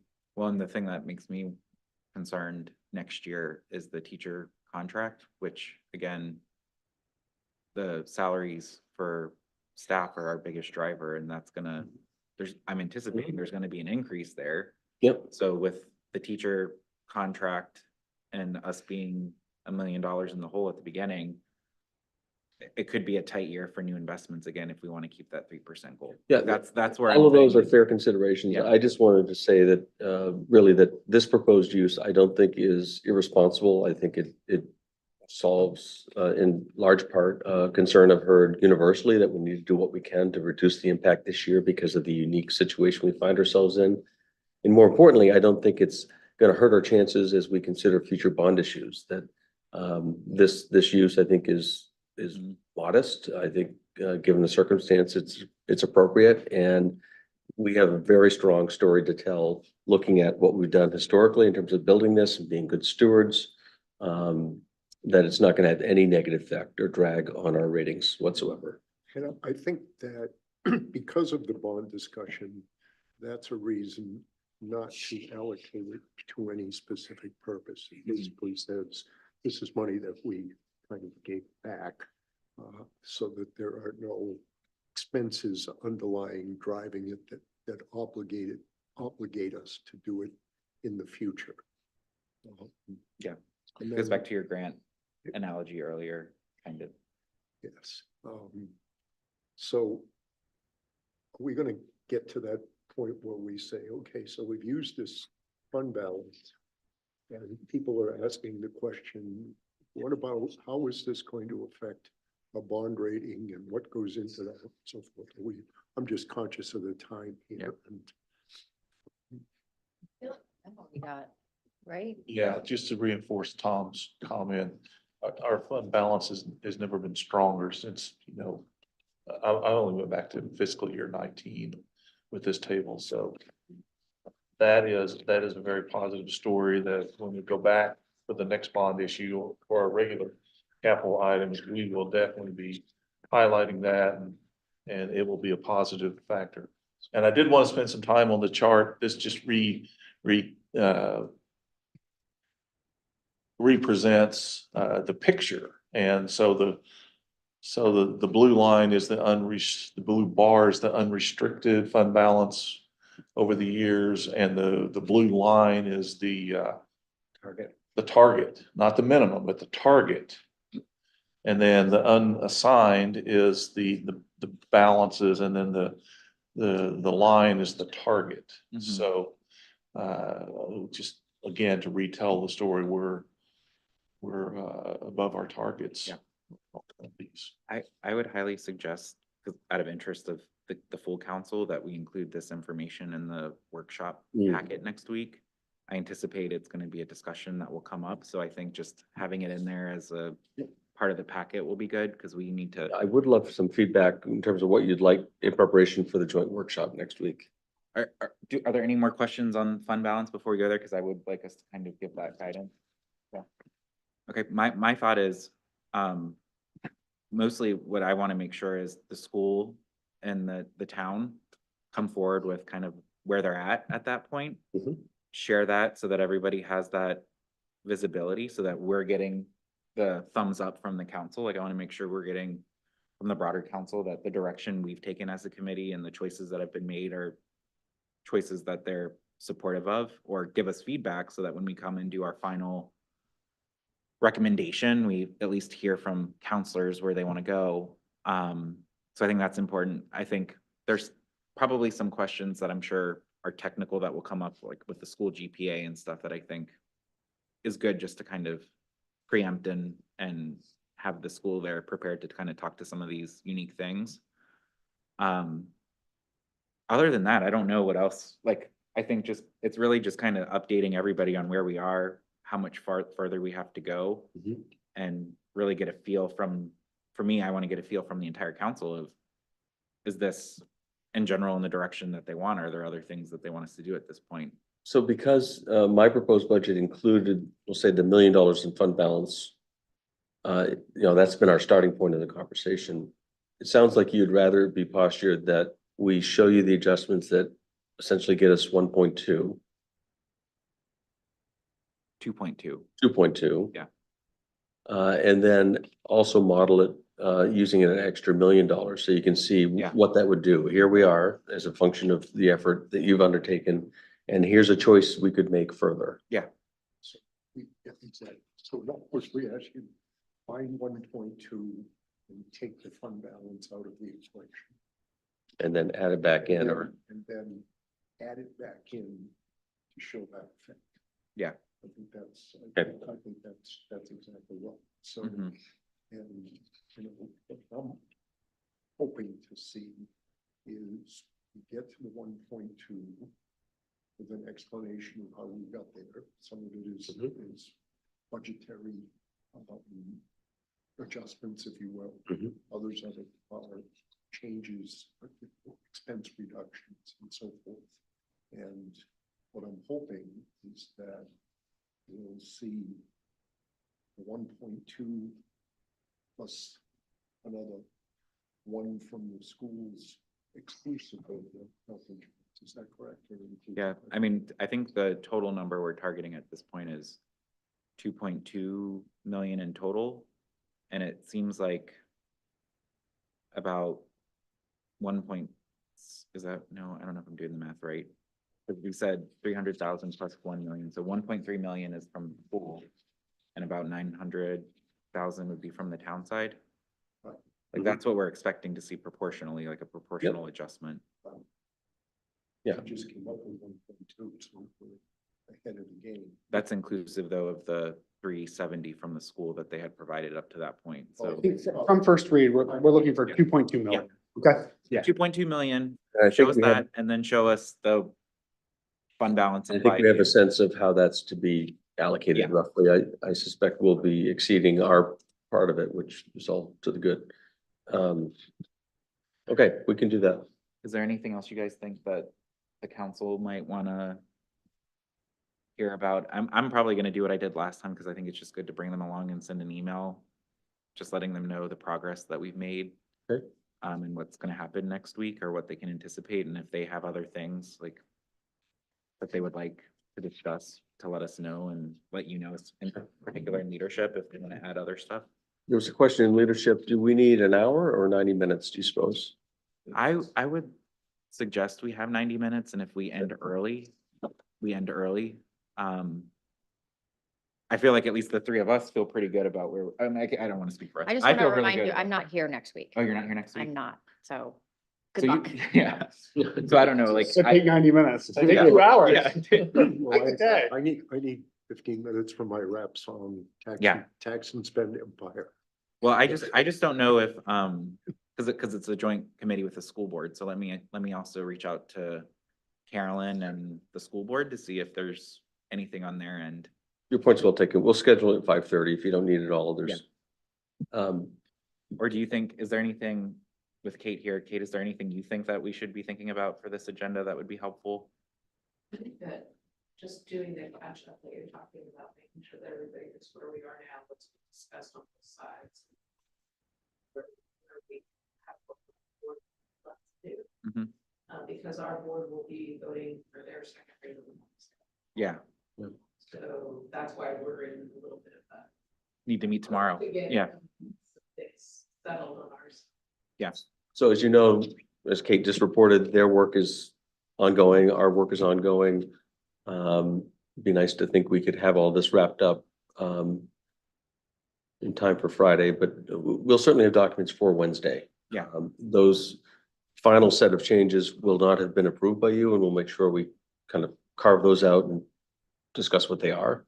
Yeah. Whereas the other ones, I say approved, but you've already kind of taken action on that first Mhm. wave. Okay. And then, trying to think if there's anything else.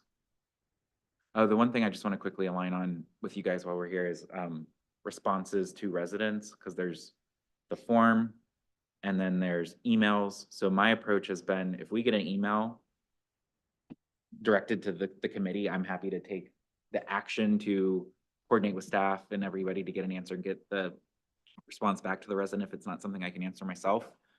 But we have that separate form, it seems, online. I just want to make sure we're clear on like how those residents are getting responded to, because it looked like there were maybe 10 responses that you guys, or 10 questions that came in from different residents. And I just want to make sure how we're getting visibility to those responses. And We'll redouble our efforts to make sure we're responding to residents directly and also putting it in the FAQ. okay, I will say there were 3 or 4 questions that came in that really weren't specific to the budget proposal. They were larger questions, growth related and such. So we're doing our best to answer those, but you know, you could write a thesis on some of them. So just appreciate our time is limited and some of those questions are a bit off topic. yeah, and I think, you know, if it's not specific to the budget, because some of these things are tangential, you know, I think we have to prioritize and may not be able to answer, but we can tell that person, you know, come back in a month or more work is coming. Like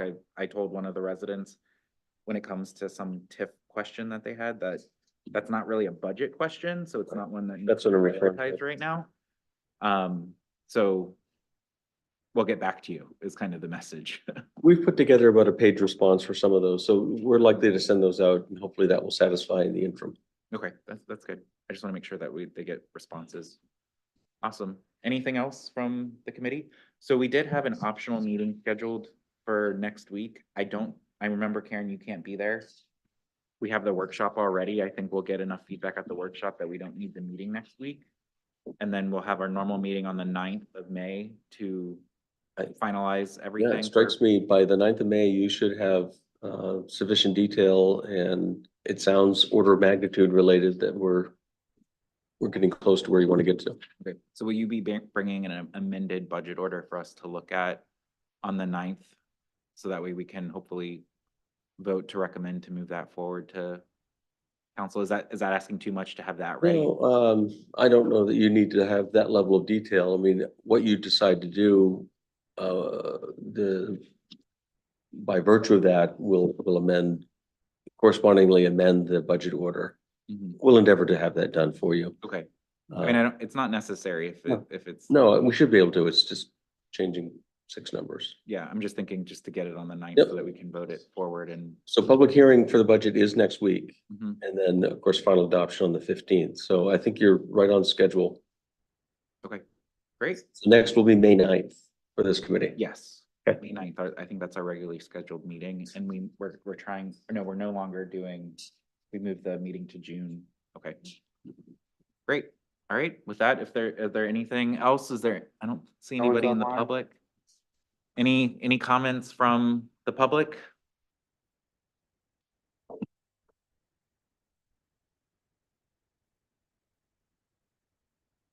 Jim Pritchard, Maple Ave.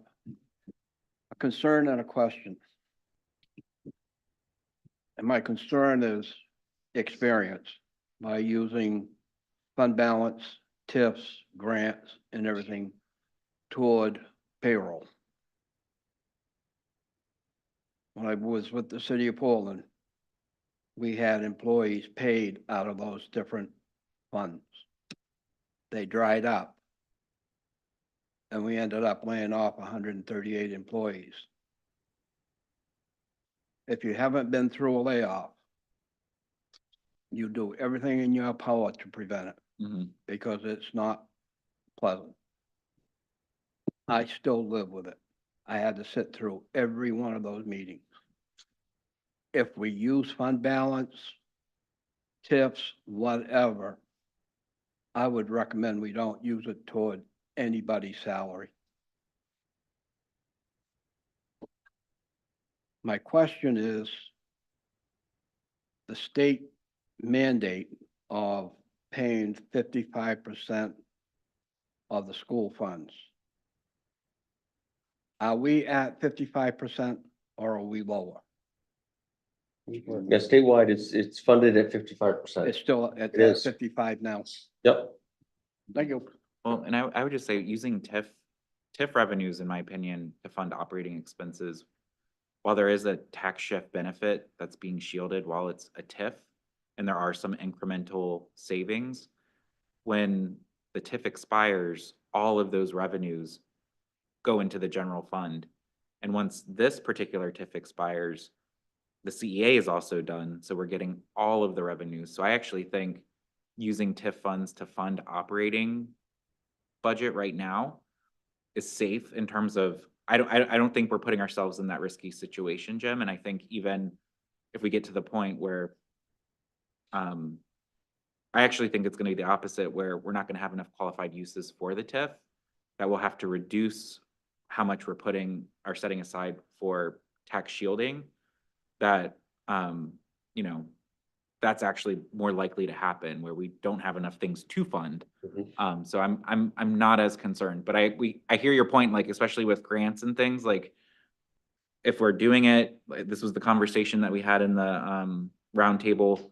If we're using these one-time monies that aren't guaranteed to fund operating expenses, and we can't stop those operating expenses, then tough decisions are gonna have to be made if we try and keep the tax rate low, and so we just gotta be careful. You were around 35 years ago?